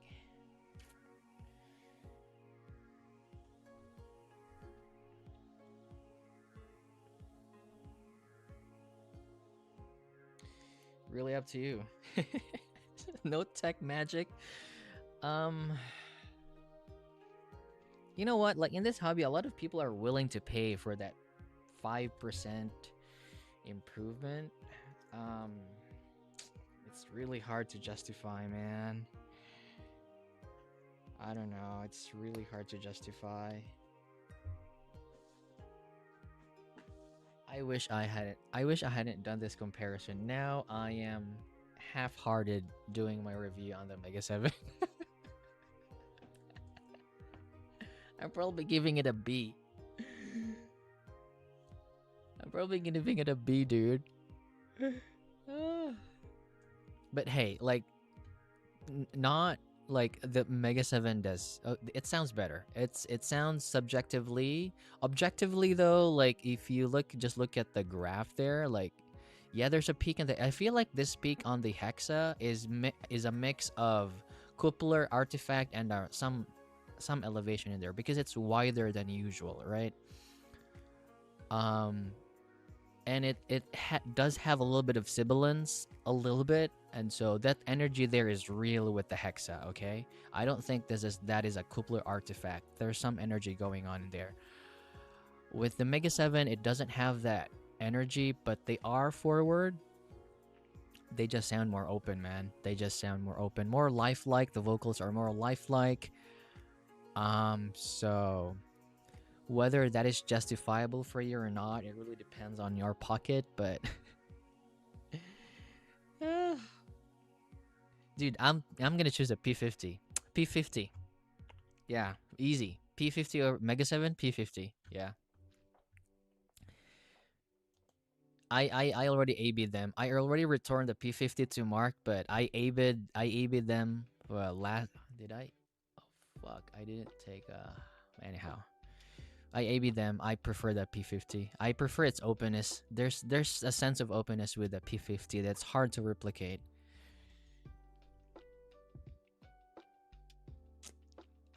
I know, man. I know this is wild. This is wild. And that's why again, I'm making this kind of like I know that I have my own biases and I know I'm gonna say stupid stuff and stupid reviews that but my ranking here puts me back into perspective on what I'm reviewing, if that makes sense. Okay, and I made this because I know that in the future I'm gonna be shilling stuff that doesn't need to be shilled, and so I made this scoring and ranking. So I feel like the Mega 7 is going to end up like an A, definitely not an S. It's not an exceptional, it's not a must buy for this price. It's gonna be an A, which means it's generally better than other sets, very good for the price, but the tonality might not match yours, and I think that is as high as it can get, as high as it can get. Um, but you know what? Again, the Hexa is here, whereas Hexa is here, and sometimes that's why I like to go back and just look at the stuff what's underneath it because they offer great value, man. Like Ren has the Kima too, and he has a soft ears volume S. Like, what do you think is the improvement on both? I mean, I know there is an improvement, but do you think it justifies like in $80? Maybe it does, but the Kima 2 is also very good, man. Like you can end game this. Um it's just I don't know, it's just me.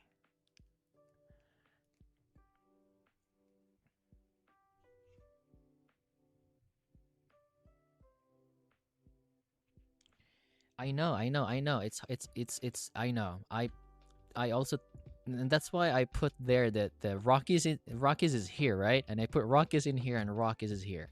Just personal subjectively though, it can be different for you, but I just feel like the Rockies deserve to be like you don't have to go $1,000. You can get the Rockies, man. If it matches your preferences and if you know, you can EQ a little bit, you're done. Um and that's why I showed my face. Like when I heard let me try this again. When I heard the Let's Show S12 2024s, I just had to reveal my face. It's that good. Why need to spend more? Okay, let me try again.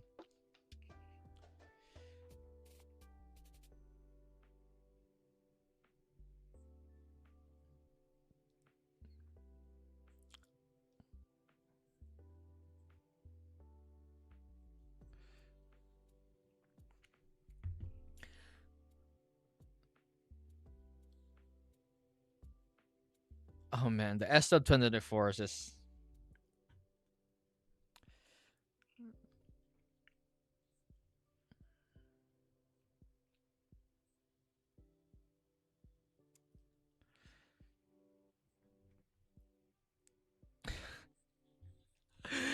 I prefer this. I like dude, I know the 2024 graphs weird.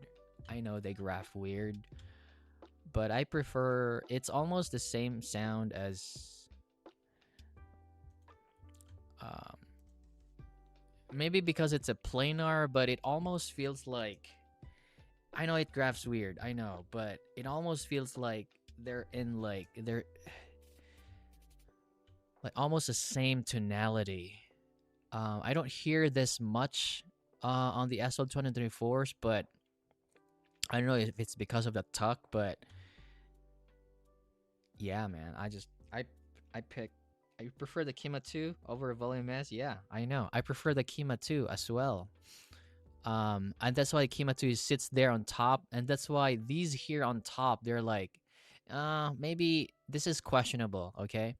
But the Zenith here is on top, man. The Kima 2 is on top. The Lecture is on top because you don't really need to spend more. I mean, here it's like a little more because it's very competitive. I didn't have the chance to like edit this one here, but it's probably gonna be the Rockies. Let me just do it now. Okay. All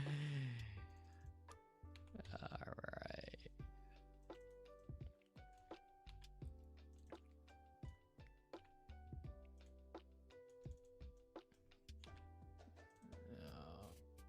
Yeah, like that. So for me, it's like really the Zenith, Kima 2, Let's Sure, Rockies. Probably in that order. This one here, I don't have a lot of experience, so I can't really say.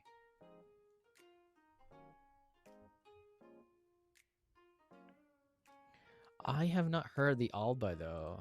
A lot of people seem to like the Alba.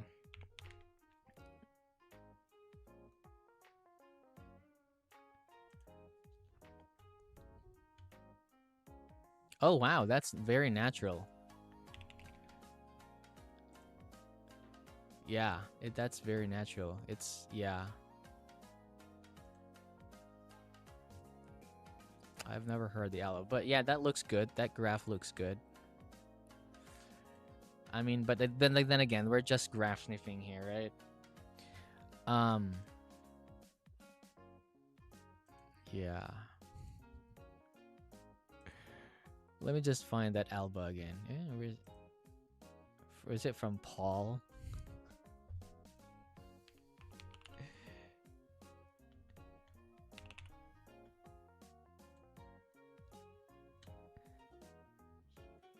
Casey's ended. Look at that.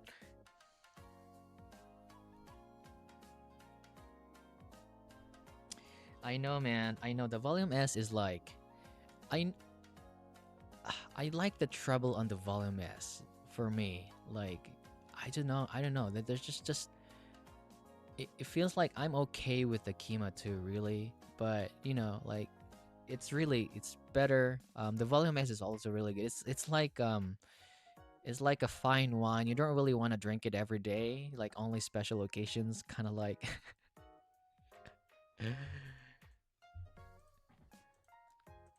Oh man, I have so many things opened here.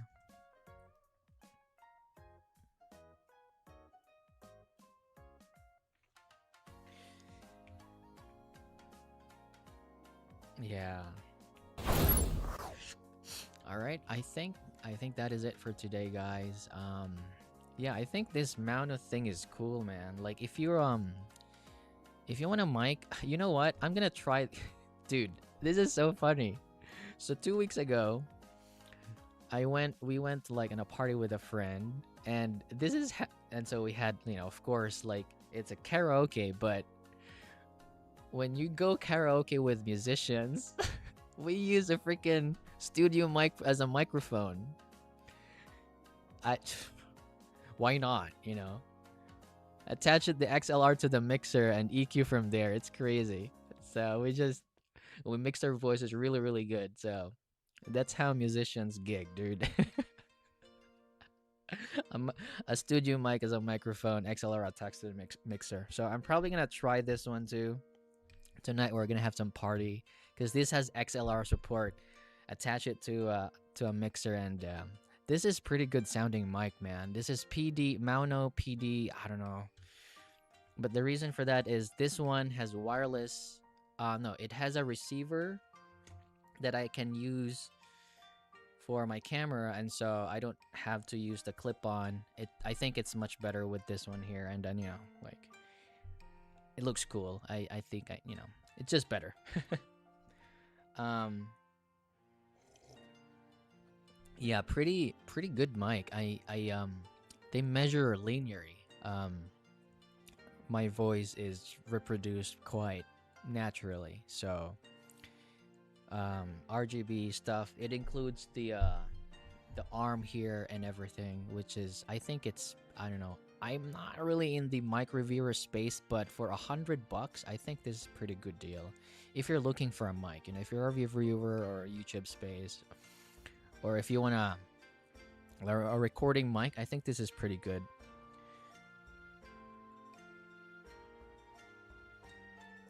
Yeah. Thank you so much, guys. It's been fun, man. It's a very long video, but I'm glad I, just go back to this video in the future if you want to measure IEMS again. So yeah, happy holidays. I'm not sure if I'm gonna next week though. It's almost Christmas, so yeah. Do I have sets coming in? I don't know if I have sets coming in. I'm trying to borrow sets from Audio Amigo, but I'm still thinking like what sets to borrow, like maybe the Top Pro, Sense Top Pro, not the T Pro, the Top Pro, because it looks like the Top Pro does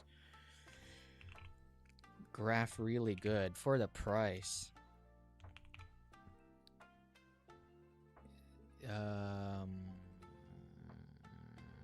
Oh, listener has Top Pro.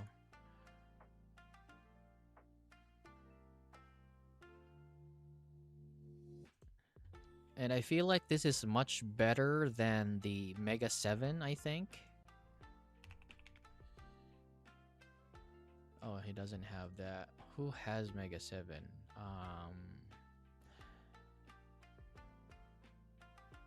E-Tech. I found there you go. Axel. I'm pretty sure he has a Mega 7, right? And then there we go. Yeah, I feel like the Top Pro is better because it has a dip and the presence. So what this does is it makes fuller mids. It has the bass to compensate the energy. I just feel like the Top Pro is a better. Sans Top Pro price. Is it $499? Man, it's the same. Oh man, I'll be hard pressed though. 10 driver. I don't know. I just like looking at graphs. It looks like the Top Pro does. I know. It will sound more appealing because there's some bass in there. I don't know. I could be wrong, but could be Top Pro. Have I done a 5+2? Yes, I didn't like it. I didn't like it. And I feel like Hi-Fi Go was not so happy about my review. I didn't care. I can't lie, man. That, dude, I don't know. That timbre on the cymbals, it may look smooth, but then again, graphs are not everything here, okay? You may see, and I have it here. Every time I listen to it, it's just not natural. The timbre is just not natural, man. I like the overall tonality until past 10K. It's just no. It's hard for me to follow accents, hi-hat accents. Because like in accents, there's this, you know? But all I hear was just I was like, what the?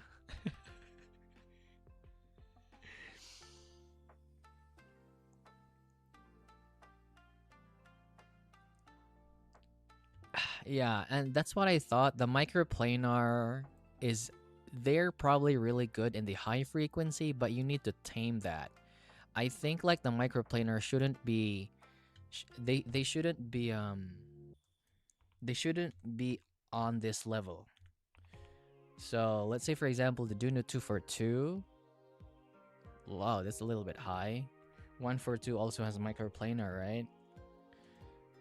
I mean a little bit lower, but they can be really peaky, and with the microplanars, the one IM that I found really implemented it well is the Meteor. They tamed it low. Harrier also did it really well, but it just too low for the Harrier though, like that dip in there. But Harrier seems to be, yeah, it's also really good.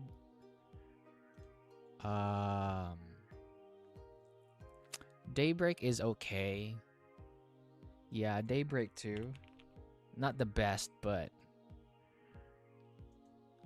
no, the 5+2 was just, yeah. I think they are. Yeah. And yeah, I think they are starting to learn. And you know what? I even have like and that's what I thought here. So I think I said something about like the microplanars here. I think initially the Juicier Harrier was higher. I felt like it was higher. But Mark, I don't know, when he tried, I don't know if he tried the what's this? The samples, like the prototypes. I wouldn't have agreed probably if it was a little like higher in level, and so maybe they decided to lower down that a little bit just so that it's safer for most listeners, because it's a product, dude. Like, and we have a reviewer here. I mean, it's probably not his review, it's by Squiglink, but he suggested maybe tame that down a little bit, and that's what they did. And by doing that, they probably did it a little bit too hard on that dip in there. I don't know, it could be wrong, but it felt like that. At least on, you know, at least on the graphs, because I would have done the same. Like most, like, look at this, like Timmy. Okay, man, you always want me to talk, dude. let's say that Timmy, okay? So Timmy had a lot of iterations with the Galileo, okay? But he wanted it to be treble safe because that's one thing you don't want. You know, you can have more bass, but you really don't want. It's like it's not good to have an IM that people would say it's shouty, peaky. You don't want that. Okay, so he went really safe with the Galileo. Poof, just that treble in there, and it's the same thing with Da Vinci. So Da Vinci. I've heard a prototype. The first prototype had lesser bass shelf, which I preferred actually. The final one they went on with the higher bass, probably because there's also more market for the bass and it's also much safer. Okay, it's much safer. What else did he do? Chopin. Chopin. Yeah, Chopin was also pretty safe, man. Like, yeah, there's a little bit of elevation there, but really not a lot of treble peaks. It's just very good take on Harmon. It's just generally safe. So these are what um reviewers are after. Not really are after, but if they have to like listen to a product, they'd probably choose a bassy over a brighter set. And that's what I felt with the Harrier in here. So the Harrier probably started with, because it has a microplanar, right? Why would you lower down a microplanar? The purpose of that is for extension. Then don't put microplanar in there in the first place. So I felt like it started with a little bit higher, but then again, you really have to tame that microplanar because they can be really peaky, and so they end up like lowering it down or maybe increasing the sub bass to lower it down. I don't know, but I just felt that's what happened. It's much safer, which is fine. Because if it was more aggressive in a treble, that's probably a little bit risky release, you know. And you have to put, you know what, like you have to put marketing here. This is not just a product. This is a company release. It involves money. It involves workers who needs to pay their the company pays their workers, and workers need to, like get money to feed their families. Okay, this is the whole industry. You have to go back to the roots. I know it's so easy to say like, oh, these companies ripping us off, stuff like that. I know there are companies who are ripping us off, but a company release involves a lot of planning on the cost. Is it gonna be selling? This is a product, it has to sell, otherwise they're just wasting resources on, you know and so I think it's more viable to make it safely tuned, but still good at the same time. So that's what I think about the Harrier. Yeah.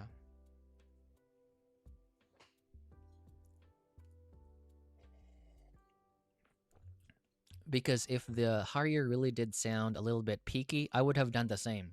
But then again, it also depends on, there are microplaners that are well, I don't know, I can't even say well sounded, but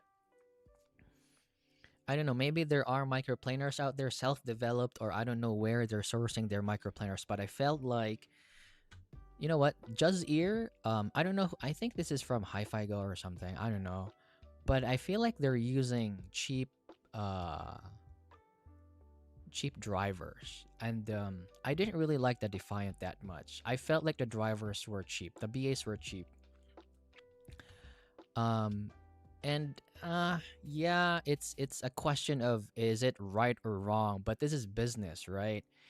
And if you know business, usually the profit margins are usually more than 100%.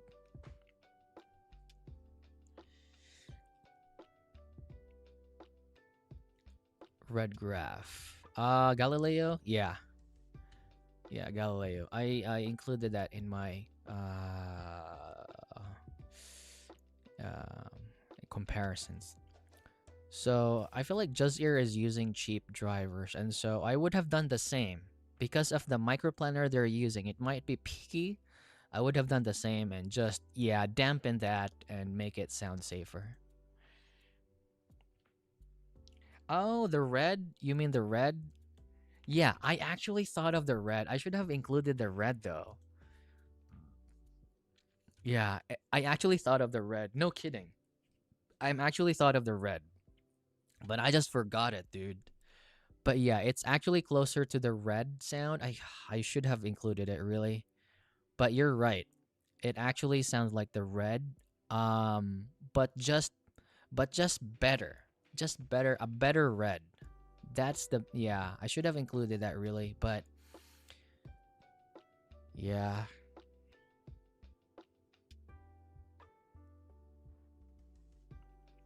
And exactly, why would a company go down that cheap? And you have to again, these I don't know what the factory costs now are, but if you're selling something for 100, these things should cost like I don't know, $30 to make, 40, 60 at least. I don't think no, it should be over 100% profit market for this.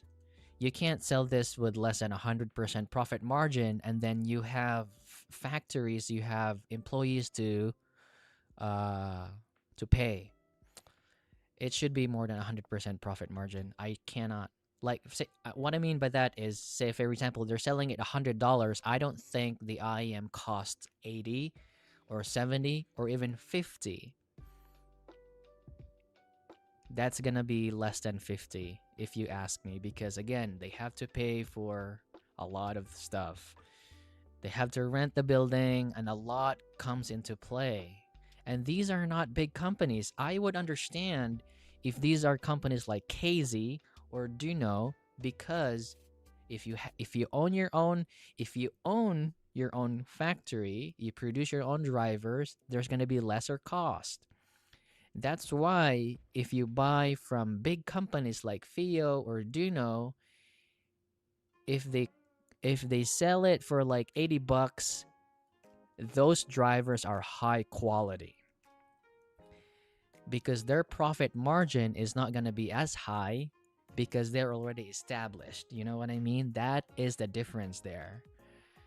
So I'm not sure if other people are talking about this, but that is how you read market value. Yeah. So, um, um, and so like for example, Linsol, right? They have different brands. Zigot, they may be made in the same factory for product cost, like Sans and other stuff. They may be made from the same factory to reduce cost. But if it's a new company and selling, and that's why new companies usually they sell like at a higher profit margin because they have a lot of things to pay, rent and everything, right? So usually with the uh companies with factories, and they usually use better. Moondrop too, they have their own company. I think Truth Ears is theirs too, but that's just the general rule, man. There are exceptions, but generally that's the rule. So again, going back, Jizz Ear, right? I think it's like a Hi-Fi Go brand. I just felt like the Defiant graph's really good. Yeah, no questions. Like it really graphs really good, but just that peak in there, it could be that driver that's making it. But I just felt that, man, that's yeah, I felt it was cheap. Yeah, the sound was everything was okay except for the treble. So I mean, every ears are different, but I just felt like yeah, it sounded a little bit.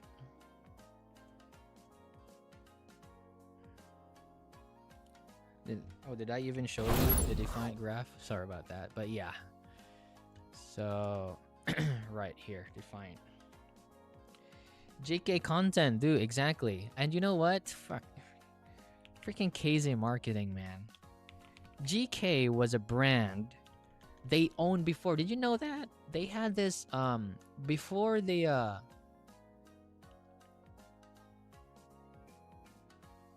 was it GK? I forgot.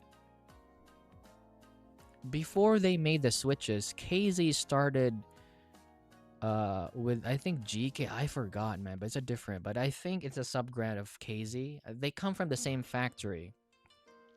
And suddenly they post to boost sales that, it's from the KZ Zenith driver and stuff. They rode the hype, man, which is marketing wise it's very good, but dang, KZ, they really have to go that far. They said like they just they just boosted the sales on the GK content or something. Boosted the sales because they said it's indirectly proposing that it's from the KZ drivers, and so of course everyone's will get curious, and so, but it's from the same factory. I tell you, man, that was a smart move from KZ though. I knew it was from them. It's crazy, but nonetheless, it was a nice post. Funny, but which makes sense. Why pay more? And you know what? KZ's what's this one here? KZ, because they have a factory, right? If you have an OEM factory, releasing IEMs is not only your main source of income. You also, because you're an OEM factory, you also make IEMs for other stuff. What I mean by that is, for example, I am a brand. I wanna Critical. Critical does not have his own factory. He has to find companies with a factory. I don't know where. Could be EPZ, could be Moondrop, could be Duno. I don't know. And so they get their income. They actually get more money from those incomes, or from those, not income, from those not cash flow, but from those like sidelines. Say for example, KZ before they won, I think they won the bidding for, I think it was a Blackpink earphone, but it's a big concert with a free earphone, and it was I think they won the bidding. The KZ won the bidding, and so imagine releasing thousands of earphones for a concert because they have the capacity to do it. If you are a small company, you are not going to bid like big concerts. You just can't. You cannot. Look what happened to Deuce. What's that company? What, I forgot. Help me here. Fat Frequency, okay? Fat Frequency. Look what happened to Fat Frequency. HBB hype it to the moon. He has a lot of subscribers. Everyone buying at once. They can't keep up. It's too big. If it was a Duno or a quick KZ release, it could have been done in a week. But this is a small company, man. Like, they don't even have a I don't even know how they did it, but maybe they hired. I think they hired. I don't know where they sent it, but it's just hard. So the bigger the company is, the faster the releases. But moving back to my point, yeah. There are a lot of things with IM releases. It is selling more now, exactly. It is selling. Who has graphed the content? Let me just... Oh, there you go. After sound. Does he have the Zenith? I think it's... I don't think it's a Zenith driver, though. I don't know.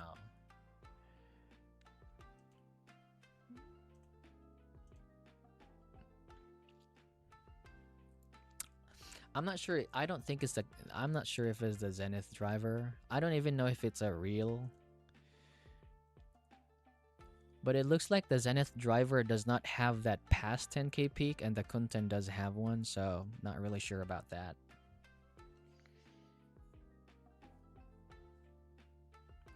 Defiant sounds over dampened. Sounds like it sounds from the next room. Oh, yeah, you did hear the Defiant. How did I think I scored Defiant B. I don't know, B plus.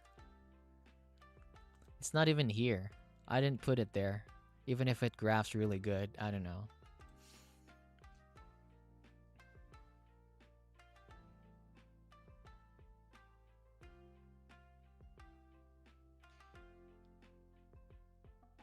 I know, exactly. That is true.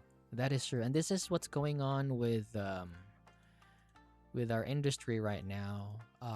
So beware of the new brands. I mean, I'm not saying that like don't buy them. It's just that if it's a new brand, it's probably they don't have a factory and they're paying for the factory, which will end up they have a higher cost with their product and so they will sell more, but it doesn't really reflect how much the product really is. It's sad to say, but we actually get better sound from established companies because they can price stuff lower because they have the capacity to do it. That's just the nature of everything. Not only in earphones, it's everything. You go with smartphones, Xiaomi. I've I've I've bought like more Xiaomis in my life because they are just Xiaomi, Redmi cell phones. Because it's China. They have the capacity to release a lot compared to like, well, of course Samsung and Sony they have too, but it's just that they can mainstream faster and so they can cut the cost lower too. So, and that's just the way it is, man. Like companies that have bigger factories who can mainstream cast, they're just the ones who will have a better cost performance. So yeah, usually you end up having great sounding sets with established companies. You know, like Duno, KZ, Let Sure is not bad. Nice HAK, I know why it's here. Oh my god. Dude, did you get request Seraphim? Seraphim, is it? What's is it? Yeah, I've heard about Seraphim. Is it I can ask, is it like J Audios? What kind of collab is it?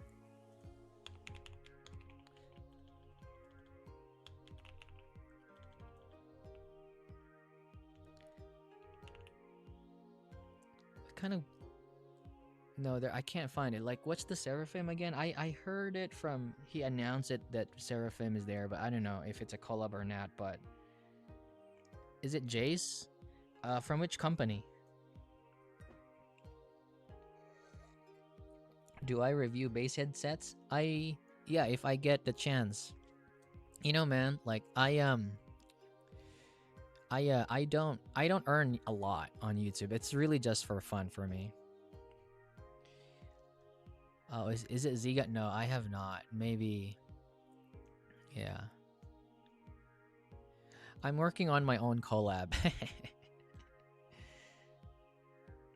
Oh, okay. I don't probably it's still in the works with them though. So, going back, do I review basshead? Yeah, if I can, but I don't seem to get a lot of basshead sets. Also, there's really not a lot of basshead releases. I've heard the Deuce. Um, I really like the binary Quattro, Dyna Quattro. Dude, I gotta piss again for a while.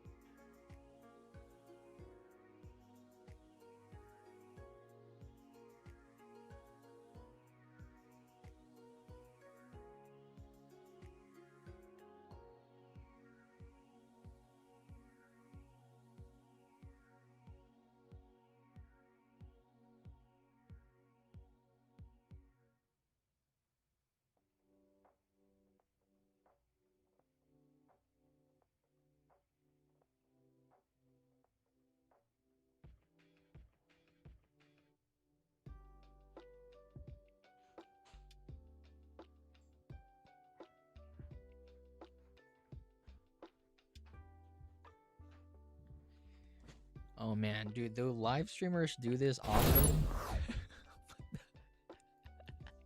Maybe it's also because of it's freaking cold outside and we don't turn on the heater here. Yeah, Dyna Quattro. I like Dyna Quattro, but I just don't get a lot of bassy sets to begin with. So I'm not the best person to that for that. HBB is there for that. You know, he likes bass. So yeah. Um Content. I could be wrong about content though. Like, but just I just find it funny that KZ reacted to that, which I felt they just rode the hype so that they could sell more because it's from the same factory. Like if really it is from the same factory, then just like CCA is a, let's say, like a sister brand. It could be a different company. Um, you also have to know like there's a lot of Chinese company dynamics going on. Um, you know, um, like I don't know. There's a lot of um company dynamics going on with Chinese ownership, and so it makes more sense if you create your own brand and branch out. But it's the same. It's just the same family. Say for example, like the Chimera. Um, it's owned by the same person, but they have a lot of sister brands like QOA, and I think it's run by a family. QOA is run by the sister. She's pretty. Um, and then Chimera is, I think, by the brother, I guess. Um, but technically it's the same, just different owners, but the same factory and stuff like that. So there's the whole different dynamics going on. Same thing with Soft Ears, and Moondrop. They share the same engineers because they work in the same building, but technically it's a different company, but the same people working from different projects. And that includes Truth Ear. So probably the same engineers behind Truth Ears too, Moondrop and stuff. Just different company labeling, but technically different, same people in the background, stuff like that. So nerdy stuff, yeah, nerdy stuff. But yeah, that is the nature of the hobby. We have to dig in a little bit deeper on why we are here.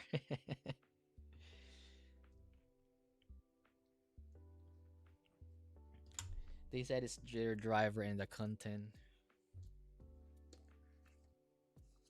which might not be. I don't even know who said it first. I don't even know who spread that rumor, you know? I could, you know what? Do you know why I can tell that it's not from from KZ? Okay, let's find some other graph here.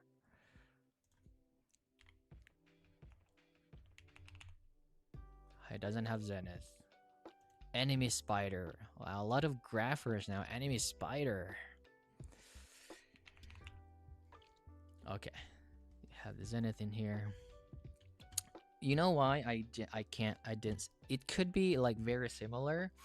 One thing is drivers, depending on, again, the what's this, the specs on the drivers, the dome, the size, they behave how do I say, they behave differently.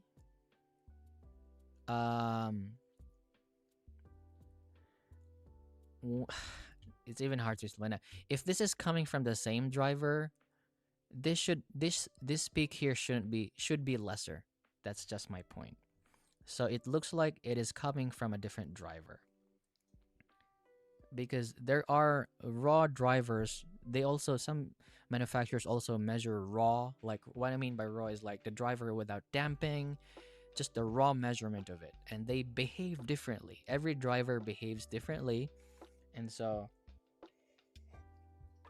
that's why um Do you guys hear driver quality? In my case, I hear driver quality, and so the perfect thing to do with tuning is you gotta listen to the driver first before tuning.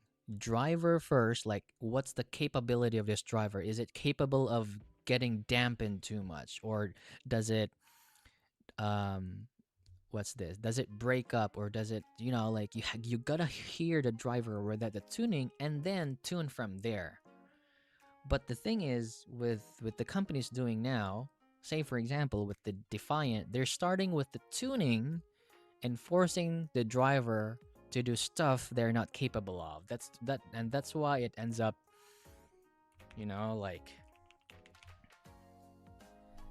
like the Defiant. I felt like the Defiant, they started with like this kind of tuning, but they used certain drivers to do that, which pushed their limit. So driver first and then tuning, and you come from there. And so that's why if the tuner really has ears and you're given a set of drivers, he won't tune it like a balanced way. It really depends on what the driver is capable of. I feel like you don't start with the tuning, and that's why there is like,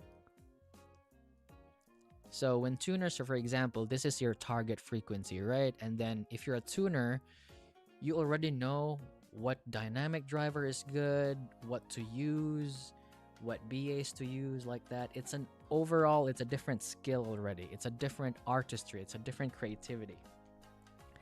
And I'm only assuming that, but this is me coming from a juice maker, okay?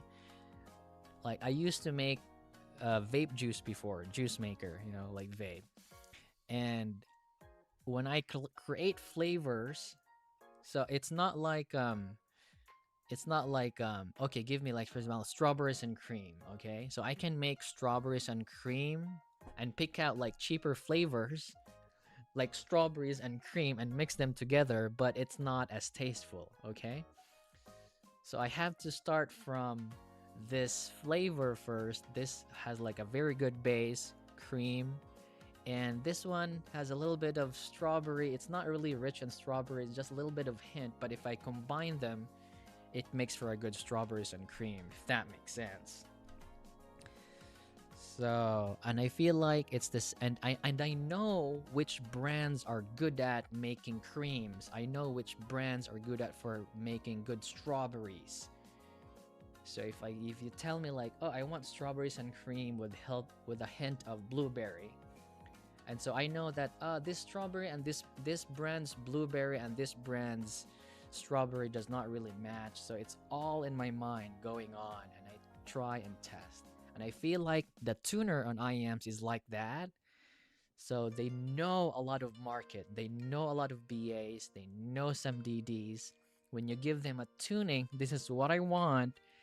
It now depends on their creativity. Like, okay, I need to buy a driver from this manufacturer and get this BA to match. It's all in their mind, and it's a different ballpark of creativity in there with the tuner.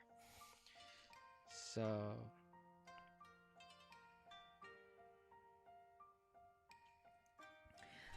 um isocerbaric base though. I think the only one thing that I've tried with isocerbaric is the Blessing 3. Is that even isobaric? Blessing 3? Could be. I just feel like passive radiators are, yeah, for me, passive radiators.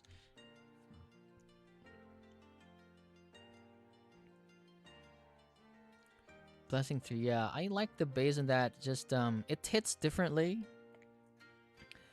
but I just like the passive radiator from the EA1000 from Simgot. So,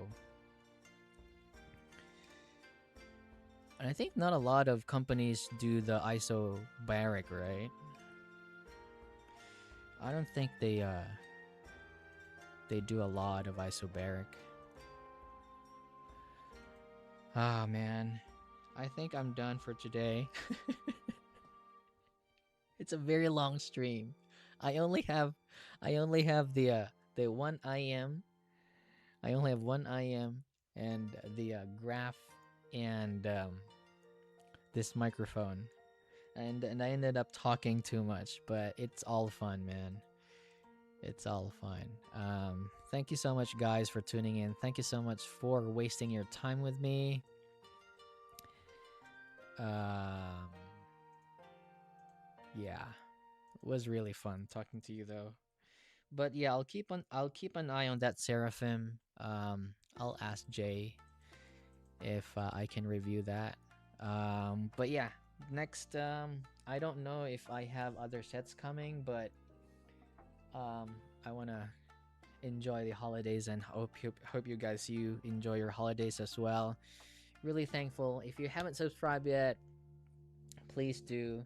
I am going to save the the the monetary that I get from YouTube. I'll probably just save it, do a giveaway, or I don't know, maybe buy other sets just to roll reviews so that we have some content. So thank you so much. And yeah, this has been Practifile. I hope you have a nice day there. Enjoy your weekend. Have a nice day. Bye.